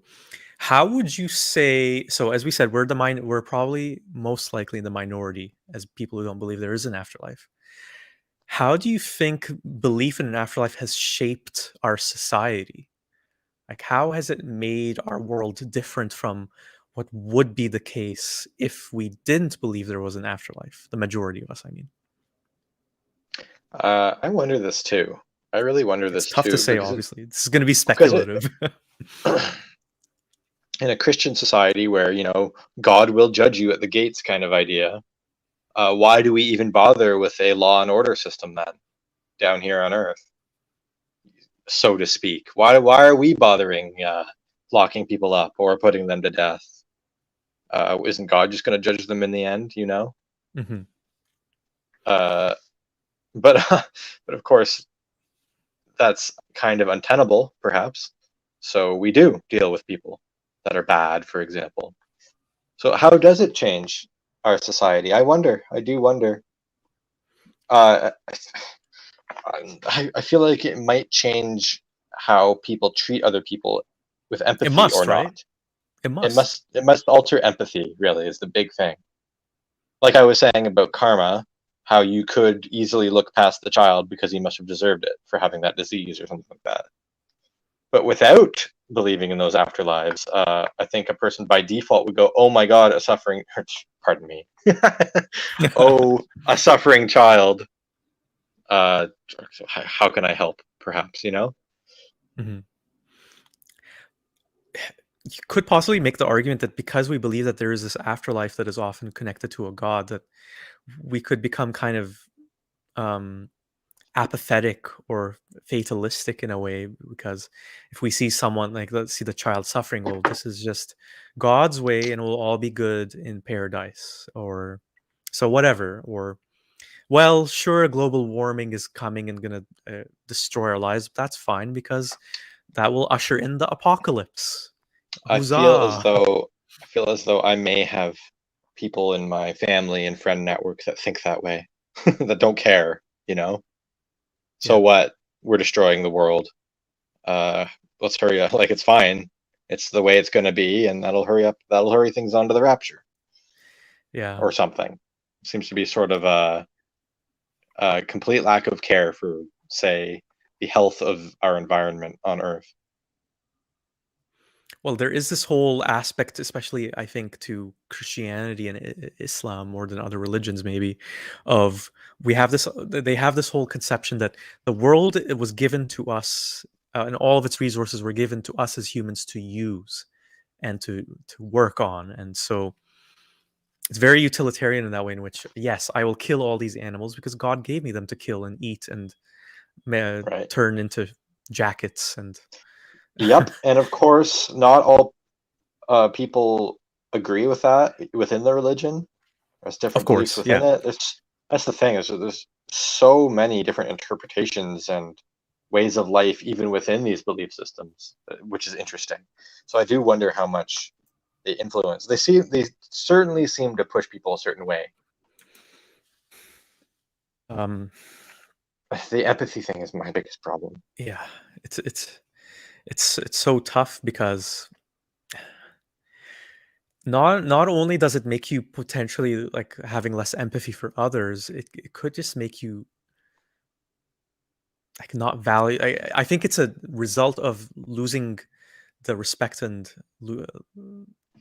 in terms of the significance of life itself. So like when I was starting to doubt Islam when I was a teenager, the thing that happened was I started thinking, well, if this life isn't, or how would I word it? If this life isn't all there is, and that the next life is more important, then if you just follow the logic, then if I'm a believer, a good Muslim who's doing all the good things that he's supposed to, I might as well just drop dead now of an aneurysm or something. Why am I continuing to exist in this secondary, temporary reality that just Yes, pales in comparison to the next one? Just yes. What is with God, this kill me now. strange? Yeah, what is with this strange temporary existence that could be ended by a bus on the street? Yeah, but it's a good thing if it ends by getting hit on a bus. That's the thing that messes me up. That, or So sorry, is that it? I should say, So messed me I. up when I was a believer. So you should pursue cliff jumping and flight suits and stuff like that. Well, you can see how it's a very appealing ideology to have if you're, say, a suicide bomber, or if you're trying to rally people to your holy cause to become a martyr. Because then, Certainly. if you're dropping dead at 18, getting shot in a battle or something, you're ascending right to heaven. This is amazing. Why are you fucking around in this? Uh, I can certainly see how these ideas would lead otherwise regular people to do horrific things in the name of, a beautiful afterlife or something. yeah. But here's what I wonder: do people, and I'm specifically including theists in this, really practice, like really live their lives as if they believe this to be the case? Because I'm sure you've heard this before. There's this whole, for example, in the West, North America, whatever, like this whole fear of Iran getting nuclear weapons. Hmm. Because they're thinking, well, these people want the apocalypse to come. They want this big confrontation with between the East and the West, and so if they had these nuclear weapons, they would just unleash them because they want it. And I Yeah. wonder, is that really what those Muslims who are in charge of Iran want? Uh, all those Seems people out there in unlikely, the world, do doesn't they it? want the world to end? They don't seem to be behaving like it. In a just a little geopolitical comment here, it's always interesting that we hear these ideas like this is what Iran wants, this is what Iran thinks. But I essentially never see any interviews with these people to actually see what they think. No, All we ever get is propaganda on this stuff. we just get them mocked in sitcoms or It's so uh, silly. Or whatever in the news from governments. yeah, referred to, But never directly interviewed. it's like, oh, is that how it is? Well, why don't we just sit down with them and ask? I want to know. It's like if that is what they think, then that's interesting and concerning, and I want to know. But I don't like hearing it from your mouth instead of theirs. Can we listen to Mhm. them, please? No, no, you're totally right. I completely agree with you. And it's like I think there is a distinction between what people claim to believe and practice and how they actually behave. Uh, some theists might argue that that's just proof that they're too caught up in the materialistic world, and so they're not properly practicing their religion, or they care too much about these temporary lives and relationships they have when they shouldn't. But maybe that's a good thing if we don't really know what else there is. So Uh, I don't know. It's tough to say. So it clearly has shaped the world and our society so much. when you just think about funerals and churches Yeah, and for sure. mosques and whatever all over the world, and all the rituals that we've developed, and all the motivations that people have to do messed up things that maybe they wouldn't normally do, like blow themselves up Hmm. or join an army or go on a crusade. Uh, I just don't know if it has had as much an impact as we think it would if we really took it at face value. These people believe this stuff. Yeah, I'm not sure. It's hard to it's hard to tabulate that. Yeah, I mean, I just it certainly has an impact in some sense. yeah. People Oh, of believe this, course. it guides them in some way. So overall, balancing out all the good and all the bad, do you think that, well, we talked about how it's a coping mechanism and a crutch and comforting and helps people just deal with life. Does believing in an afterlife make this life better or more? Does it make for a better society that the vast majority of us believe there is an afterlife? Well, the first answer is not necessarily, because the requirements to attain the afterlife might not be such that they produce a better world, you know?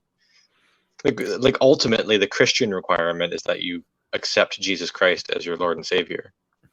And that alone isn't making a better world, it doesn't seem to me, you know? You can just repent and accept Jesus and you'll go to the afterlife, you'll go to heaven. Like that isn't enough. I'm not quite sure what it is in Islam. Is it similar? More or less. There isn't as like there isn't that kind of powerful attachment to getting salvation from the Prophet Muhammad, but there is this idea of just submitting to God and surrendering yourself to Him and His greatness and His wisdom. Right. And when you do that, you'll get the rewards and all that. So that, I mean, when you boil it down, that's the requirement in Christianity, at least. Yeah. And that alone does not make a better world. In fact, it might make a worse one, because it allows for evil people to simply repent and get out, and okay, they're good You now. mean like the people who might have, for example, like someone who was a murderer or a warlord, and then he has a deathbed repentance and conversion? Yes, exactly. Yes, exactly. Then that person gets to go to heaven because they repented in time before they died, I guess. Just to play the devil's advocate here, you could also maybe frame that being a positive, though, because believing that they have been saved despite all the horrible shit that they've done in the past might actually be the thing that can help certain people change their ways and become a better person. Wouldn't you say that's possible? Yep, I think it's possible. But this is the thing, as anecdotally, as someone who grew up without all this, I didn't need any of this to be a good person. I didn't. I was able to see cause and effect of actions of people. You smack someone, it hurts. Don't smack someone. Yeah. You give someone who's hungry a sandwich, they survive another day. It's not hard. It was never hard for me. You conduct yourself well. You try to find your own happiness. You try to spread happiness to others. That's all I need. That's all I need. It doesn't matter if there's an afterlife or not. I'd still rather do that, regardless. If, I totally if agree. Yeah. in fact, if there were an afterlife where if you are finding and spreading happiness to others and that sends you to hell, I think I'd still find and spread happiness. I think I'd be okay sacrificing myself to hell as long as I For try and make eternity. if I can try and make lessen suffering and make people's lives better and happier. Yeah, I think that's okay. I'd rather go to hell with those nice people. The thing is, though, what again, like I mentioned this earlier, just to repeat it here because it's relevant. What theists will say is, well, it's easy for you to say because like you're not. I don't know. Like I'm trying to think of some example without being offensive, but for example, you're not someone who's born in a broken family, abused by their parents, in poverty.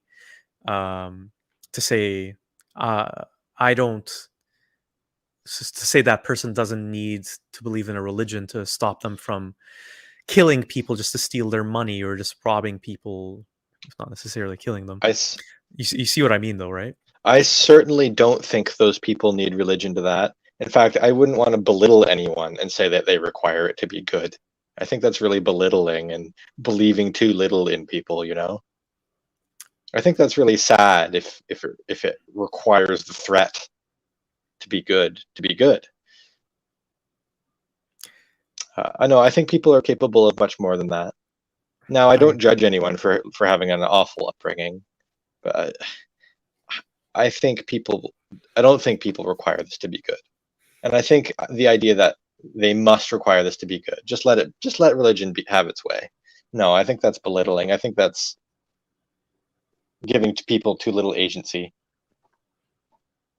Allow people to critically think. Allow people to exercise their empathy. I would add to that, give people the chance to have a better life as well, and Of you will course, yeah, definitely, uplift them. yeah. Like, I mean, there's a lot of evidence, recent evidence about how, for example, like treating heroin addicts, if you just give them a home and money Yeah, and food, then they won't want to take heroin as much, or they might yep. stop altogether. Yeah, Uh, it's less about the addiction and more about the escape. So give them a good place to be that they don't need to escape. so for all those people who do horrible things for whatever reasons, I would say that there's reasons for it. There's factors behind their decision, Well, and most of it's desperation, right? yes, and or just ignorance, to be honest. And so if we just change those people's I mean, obviously we're never going to reach this utopia where everyone just, or maybe we have, and that's why they made the simulation. Uh, but you know what I mean. Like, we're what we can do is we can make yesterday better than we can make today better than yesterday. And so the people won't need to use that crutch of the religion as much, because I personally don't know if it makes the believing in afterlife makes the world a better place or has made society better or not. I think you can point out to specific anecdotal examples where, yes, this person is better because, or has done They cleaned better. up their act or They clean something. up, right, whatever. But overall, I don't think we can necessarily say it's an open and shut case for either. But here's the thing that's connected to this: where is the truth in all of this, or if not truth as far as we can tell in Yeah, this whole that's equation? yeah. Because it really does Is it seem true? secondary. Is it? Do we want to frame our world or our belief system on something that we don't know is true and just hope it is, or wish that it was true? I would rather not. I would rather come to grips with what is true and what is false and go from there. It's kind of a slippery slope, eh? Once you believe something and you don't really have good reasons for it, like, what else are you going to believe because you just want to believe it? Uh,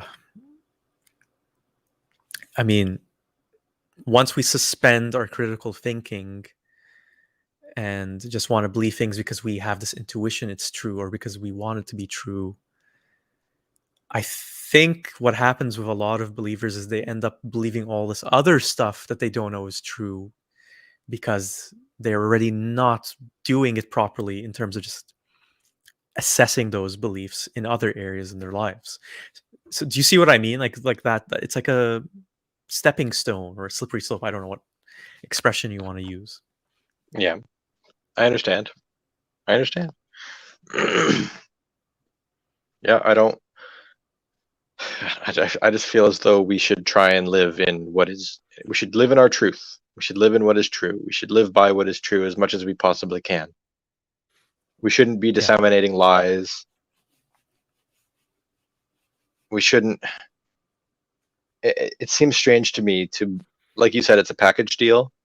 Yeah. It's like what? It's like what if it does some good, even though we're telling them all these lies? Like, no, that's gross. Still seems gross.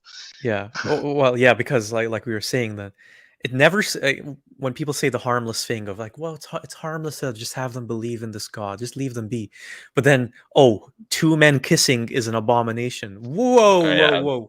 Where where did we get to hear from that? yeah, I know. Like, Why is that there's relevant? because it's always a package deal.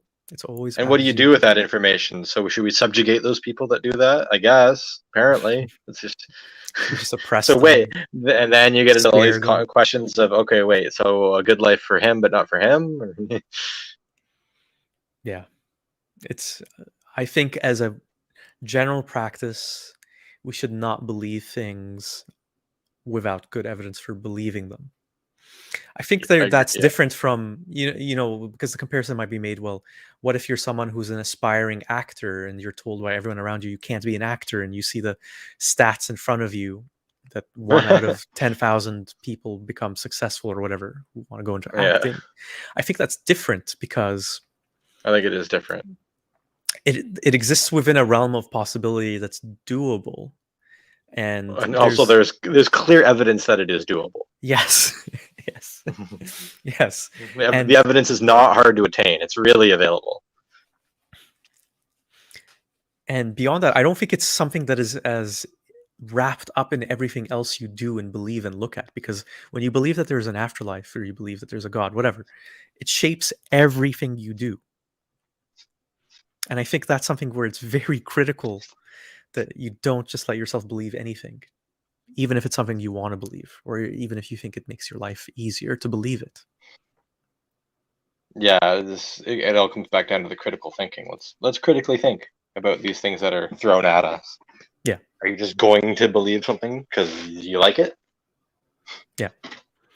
No, And that's where we I'm get not. into but then we can get a kind of into the dark, weird territory of like, the whole we're willing something to be makes it so. So like some might call it the self-fulfilling prophecy thing, and others would say, like The Secret, where I have a vision board, and if you really believe it, it will happen. I want $1 million, and then if I will it so Mm-hmm. I don't I know. mean, putting positive energy out is going to have, it's going to have positive repercussions usually. It's going to have, Well, or it's going to tend to, but it doesn't necessarily mean that the universe is answering your call. It's just, yeah, I think that's where you're networking, exactly, you're attempting, you're at least making the attempt you're doing without, things. I think that's what yeah, the you're key doing difference things. is. So you Yeah. might be like, I'm never gonna meet a woman to marry, and if you So I'm not going believe to that, try. and exactly. So it isn't like the universe is going out there and like setting you up with these women to marry. It's that if you believe that it is so, or like that you have a good chance of getting it, I will find someone. You will go out there, you will try things, you will take risks, you'll propose to someone, and they'll see a more positive aspect to you, and which is more appealing. So I Yep, think it's there you go. those are things we can pinpoint as saying that is probably why not your faith leading to the universe doing it. I can see why the distinction is hard for believers to have, because it is kind of nebulous in a way, because so many things happen and we're like, why did this happen? Like, why did I happen to meet my current wife when I easily couldn't have if I'd booked this ticket the next day instead of the day before, or Oh yeah, that blah kind of blah blah stuff. blah. Yeah. So I think this is a good place to conclude. Let's see if there's just any last messages in the live chat. There's a couple here. Okay. So what Claudia says is, what bothers me is all the silly religious practices in order to win your heaven and avoid hell, like praying 5 times a day towards a square building, or go around it and touching pieces So of rocks. odd. I think he's talking about Islam specifically there. It's so odd. Yeah, because it's like, where'd you get from I believe in loving benevolent gods to I must throw these rocks to cast away Satan It's just in strange. this specific order on the specific day. It's a great example of do these things create a better world? Like, I don't know if those ones do.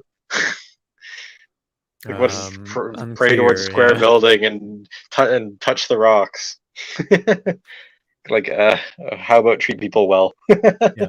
It's all just rituals. I think that's one of the keys to the success of major organized religions is they just have all these rituals and things you're supposed to do. It keeps the religion on your mind, and it's kind of like I mean, it is like a cult. Like it It keeps forces it you, into your day-to-day life. yeah, and it makes you part of a community that's doing all of these things. So you get that power from doing those things. Yeah, Yeah. yeah. Uh, And the people that don't do those things are probably people you don't interact with as much, and you're not as connected to, and so you stay within your circle, anyways. Yeah. exactly. And we have someone who's a late entry to our live chat. Oh, Kamar. good. Kamar says, I just joined the live, but was anybody else more afraid of the day of judgment than actual hell? So, well, you never believed in it, but I can speak as someone who literally believed that the day of judgment would happen, and I can say it terrified me. It really did. I've told you, Dan, about some things that I believed about it. So, uh, there would be wars all over the place, and society would be collapsing. But then all of these horrible things would happen too, and um, one thing I remembered like it was just seared in my memory was that there's these two tribes of people, giant people who are just evil and just want to kill and destroy and wreak havoc, and they're trapped in a mountain somewhere in Asia, and every day they try to dig their way out of this mountain to escape. But every night while they're sleeping, God undoes all the work they did that day. So they wake up and it's like starting from square one. And but one day, when the day of judgment happens, they will break free and then just start going around massacring and killing people in this big epic war. And that terrified me. Like it really, really did. Oh my god! Like to think like those things were real, and I thought about like all these monsters that would be coming out and massacring people I love and my friends, and like my life never being the same again. That was my This is preoccupation. this is like is this a comforting crutch? This seems like I a know, very right? discomforting thing. And It's when I always, it just seems so scary. You know, you hear the God-fearing person. We're just a God-fearing family. Like, fuck, the fear sounds real. Then I know fear because of some pretty horrible shit. yeah, The I mean, horriblest shit. there's the whole like I don't know if you knew this, but the Antichrist exists in Islam as well. So it's kind of a similar story, really. It's so Muslims believe that Jesus will return on the day of judgment and fight to vanquish Satan's minions or something like that. But an Antichrist who impersonates him will also appear.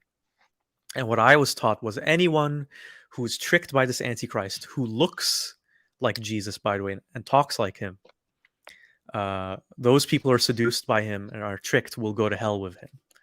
And I was paranoid about that too. Oh no, what if I'm tricked? This always brings me back to God is all powerful. Why would he do this to us? As a test, Why? obviously. Yeah, but it's incredible that it's a test that you can't possibly beat. You're just flipping a coin, you know?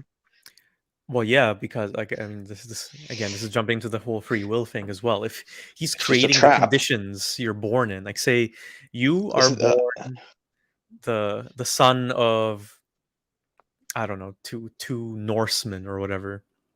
So you believe in the Scandinavian gods, like you're a Viking, and you're taught to hate Islam and to hate the idea that there is one God, and you're also taught that raping and pillaging is good. Uh, then what chance do you have? It's so I unfair. think I think When all you know is killing, obviously you're gonna go killing. I still think the crazier example is Adam and Eve are created. They have no knowledge. They're told not to eat out of the tree of knowledge. Then God sends the serpent to say, "Yeah, no, wait, what? What's that guy saying? Of course you want knowledge. Eat that." So they do, and then we're all damned forever. Yep. But they didn't know. He set up this trick, and he decided. I mean, he controls everything, right? He decided that they were going to eat from it. He decided that they were going to be tricked. He's going to punish everyone forever because he wants to, I guess. Yeah, So if strange. you're one of the damned, then that just sucks for you. It's just so strange to me. Mm-hmm. It's so immoral too. It's so scary and immoral and illogical and bizarre. Oh, Dan, by the way, we've been rejoined by Otangelo, who good. disagrees with a few of the things we just said. Okay. But before we get to his comments, I just want to show what Kamar also said. So the day of judgment was easier for them to conceptualize as a child than hell was. So growing up, they became more afraid of the idea of the day of judgment than burning alive. I think that must be why I feared it more, because it was something that was happening in our reality and that I was told was going to happen any day now. Any day easier now. to You can conceive see of. the signs are coming. Yeah. It's easier to conceive of. It's more real. It's sooner too. And it's also it works as a deadline. You know, when you have a deadline for an exam that you or for an essay or whatever it is, and you're like, oh my god, it's almost a deadline. And so I had that fear as well, that have I done enough to get into heaven? There's so much pressure. I need to do more good deeds. Oh yeah, you're being judged. You are being judged. Oh no, I touched myself judgment, sexually. Is that going to be the thing? What if Judgment Day happens right now and I'm in the middle of you know what? Speaking of comforting crutch, once again I don't know, because this sounds like it would create a lot of trauma. Like you just said, oh, I touched myself. Oh no, I'm going to hell forever. It has. Think about the people who are traumatic, born attracted to other men. Of course, some religious people will debate this and say that's not true. They just want to or whatever. Anyway, let's not get into that. But imagine being born. I have friends growing up, and they definitely just were. Yeah. Very similar upbringings, and they were gay, and I'm not. You know. So that person thinks that what they are in their nature is an abomination. Can you imagine the trauma, the suffering of that? Oh my God. I don't think you could ever really. Oh, their God. Oh, their God. Yeah. Yeah. No, it's so traumatic. All of the religious trauma inflicted on people is so scary to me. I'm grateful I don't have it. I feel lucky to not have it. Yeah. So you want to hear what Otangelo has to say? Sure. So this is connected to the whole free will thing, I suppose. So Tangelo says, hell is not full of people that God rejected, but full of people that rejected God. So it's their fault. Yeah, who set up the rules? Who set up the rules? Not only who set up the rules, who created us, the world around us, and had everything play out the way... Yeah. So Tangelo says, therefore there is no God. We didn't say that. Did we jump to that at all? Nope. In fact, we were pretty honest about saying maybe there could be. There could be, but just because there could be so many things. Why are we... There's so many possibilities.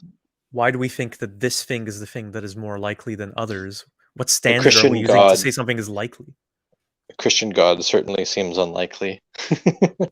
It's just because there are so many possibilities, and it's such a strange one. Yeah. There could be a creator and a God. It could have nothing to do with Christianity at all.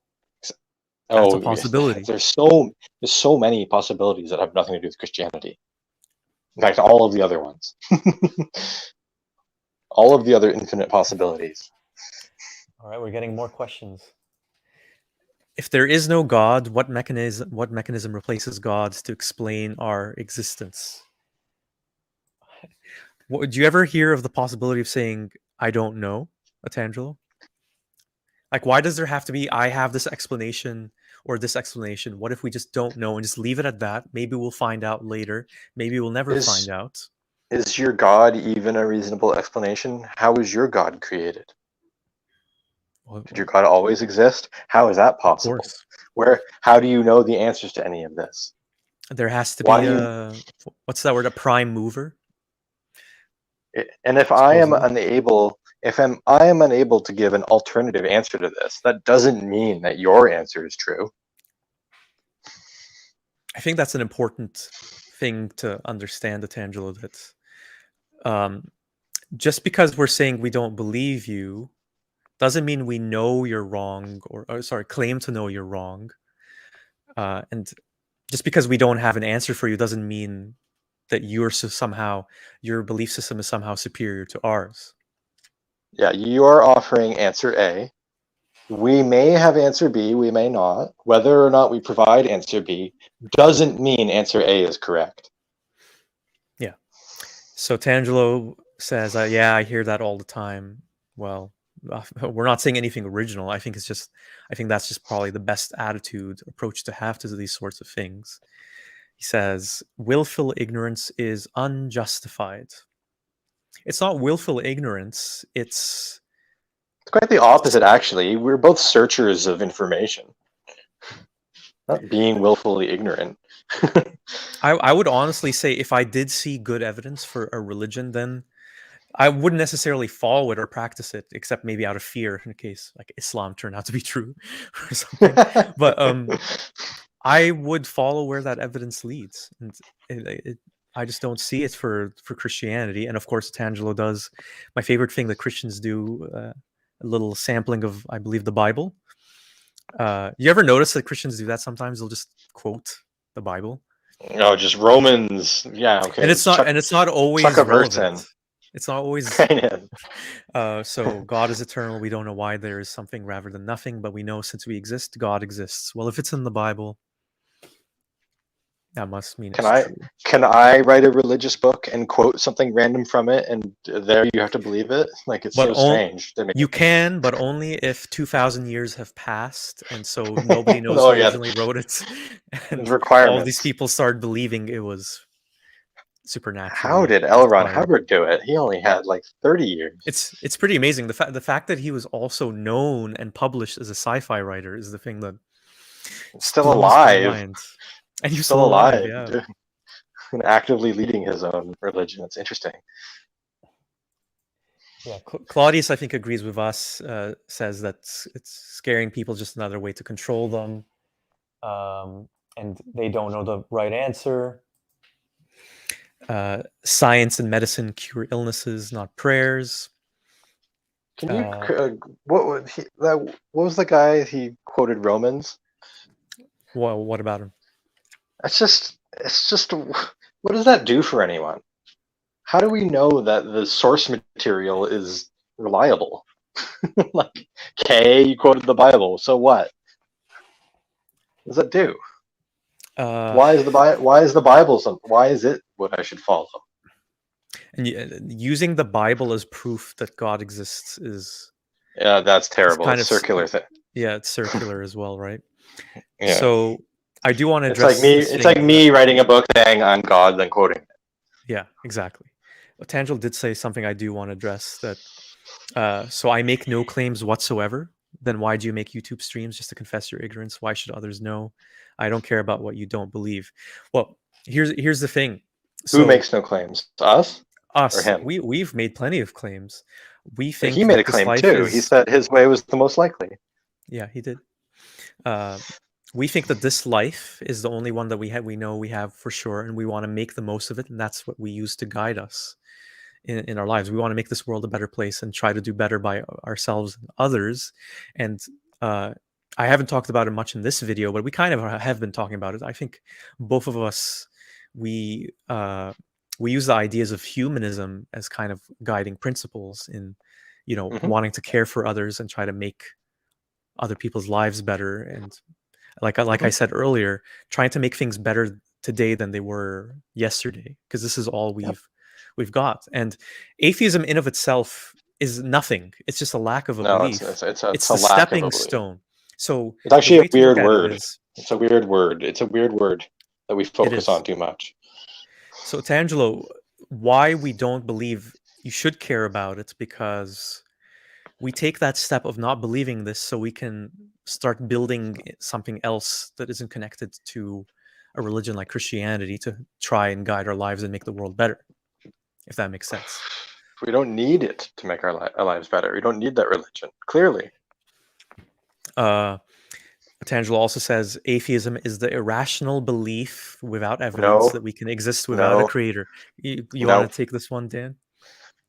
Atheism is not a belief. It is a lack of a belief.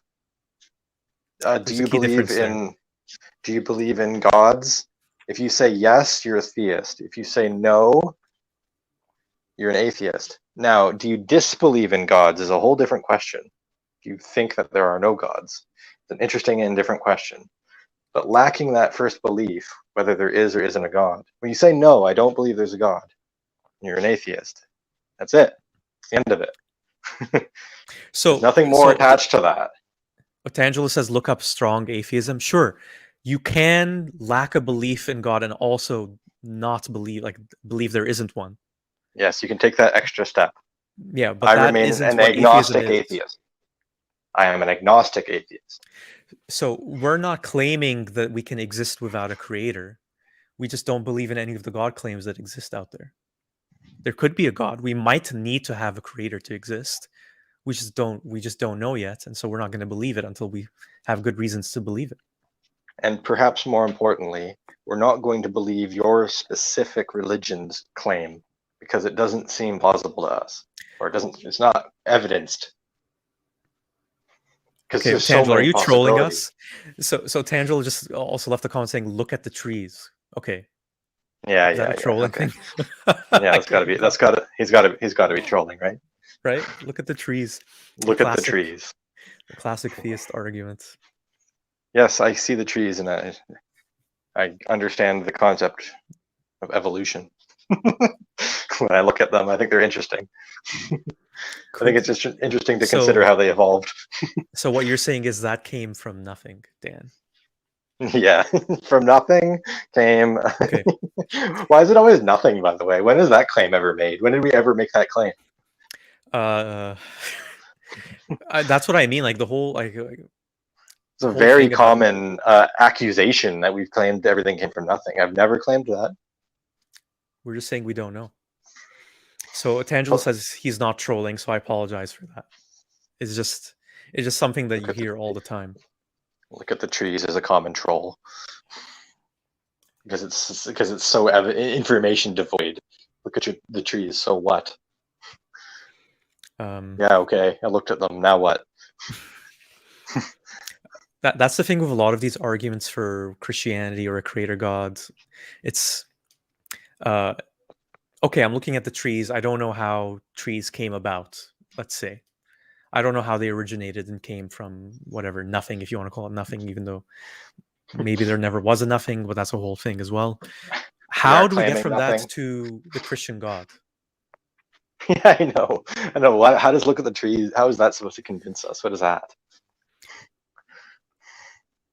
What some people might do is say, well, we believe that Christians, they'll say, we believe that our God is the creator of the universe. So when we're talking about the creator of the universe, then that's what we're talking about.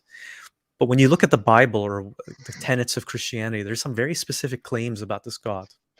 It isn't just some vague, abstract creator. No, yeah, it's very specific.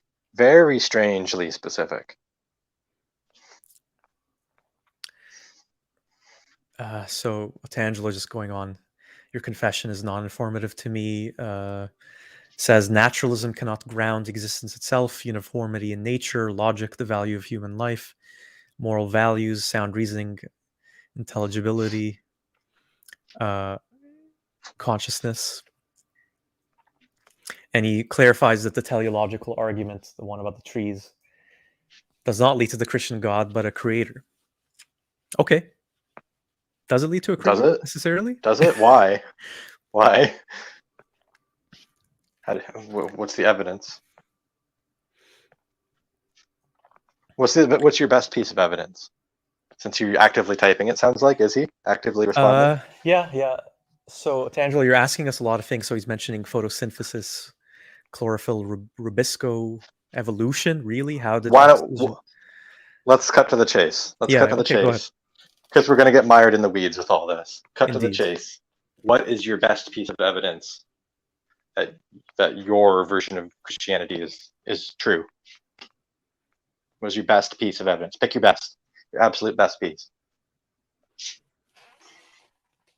Okay, so Tangel does say something. When you see a recipe to make a cake, you know someone wrote it. Analogously, the information stored in DNA to make you also requires someone that wrote it. This That is someone another is class. God. I think This that's is kind of another a false equivalence, isn't it? This is another classic troll. So I don't know what to think. It's This hard. I cake, don't think the this weird, the person is weird. trolling, but Okay, I'm not gonna accuse them of it, but it is a classic one because it's such a false equivalence analogy. what would you say is the problem with it? Well, you go ahead. You go. You seem No, to have an no, no, no. idea. You go ahead. You go ahead. I need to drink some water. One sec. I Need to kind go of need get to some. drink. We've been talking for a long time. We're probably gonna wrap up the stream pretty soon. Does he have the? Is it up on the screen? Can I read it? When you see a recipe to make a cake, you know someone wrote it. Analogously, the information stored in DNA to make you also require someone makes you also need to believe that someone wrote it. I guess he's trying to say that Yeah. someone is God. And keep reading. He had this to add. You will never find the Yeah. cake itself. You never find the cake itself. The explanation why he was bacon, but Anna knows. You will never find the universe itself an explanation why it is finely tuned for life, but its tuner knows. What's Anna? Anna's the person who baked the cake. Oh, okay. I mean, we have countless evidence that humans bake cakes. If I found a cake sitting there, it's not a stretch to believe that someone baked it, you know? I've only ever heard of humans baking cakes, actually. I've never seen any evidence to the contrary. You've never seen a cat I've bake a cake? I've never seen a cat bake a cake. A cartoon Nor cat? have I ever seen a god bake a cake, for that matter. Nor have I ever seen a god make a DNA. So where's the evidence that the god made DNA? Because that's the claim you just made. Well, I think the thing is that we're kind of likening something that isn't the same with something else. The information in DNA, it isn't written. It isn't like a code that seems like it was written. And we're only describing it in those terms just No, so we can label it, so we can comprehend it. it's protein and acid chains, which can come together. It's chemistry. It can come together over time, and it changes. We can witness the evolution of it. It's a strange analogy to make. Tangelo adds, no factory has ever built itself, replicated itself, programmed itself, or been able to produce its energy on its own. A cell is not only similar to a factory, but is a factory by all means. Oh, if chemistry permits things to mix and react, you could argue that those are little chemical factories going on. But I don't necessarily see the evidence that someone created it.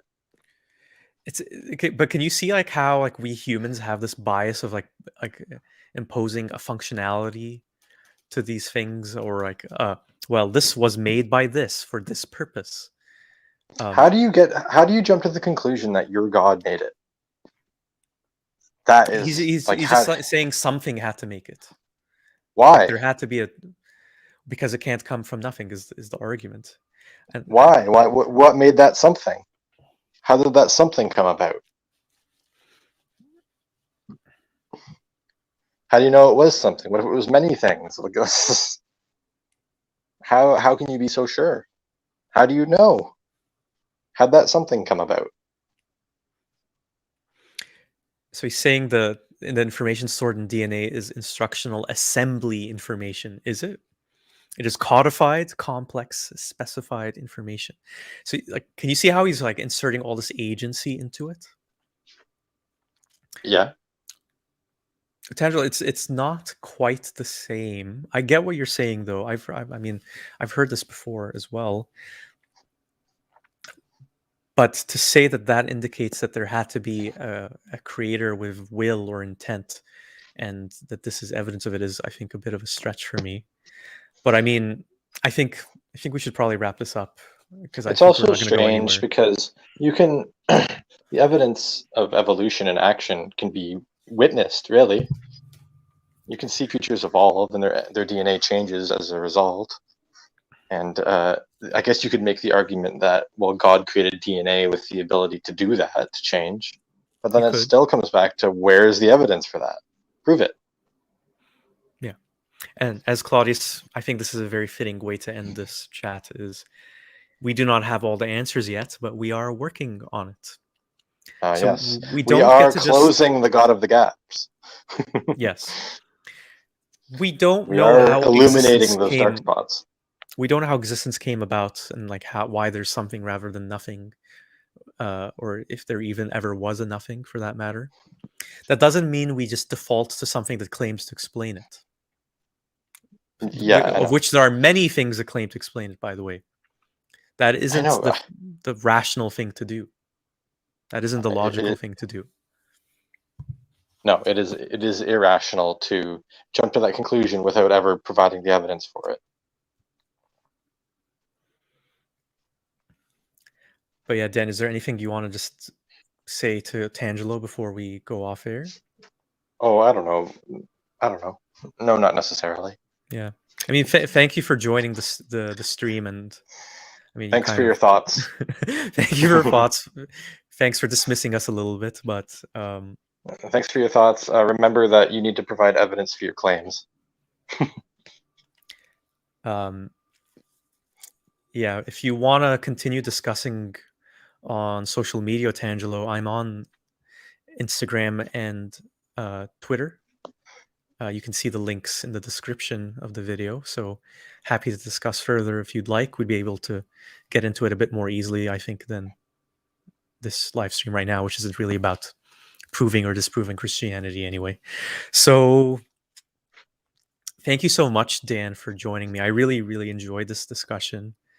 You are welcome, and thanks for inviting me. Pleasure's all mine. I think I really needed just a forum to just kind of talk about all this stuff, because it has been on my mind a lot, as I talked about earlier. It's fun. And it's fun. Make the best out of life, you know?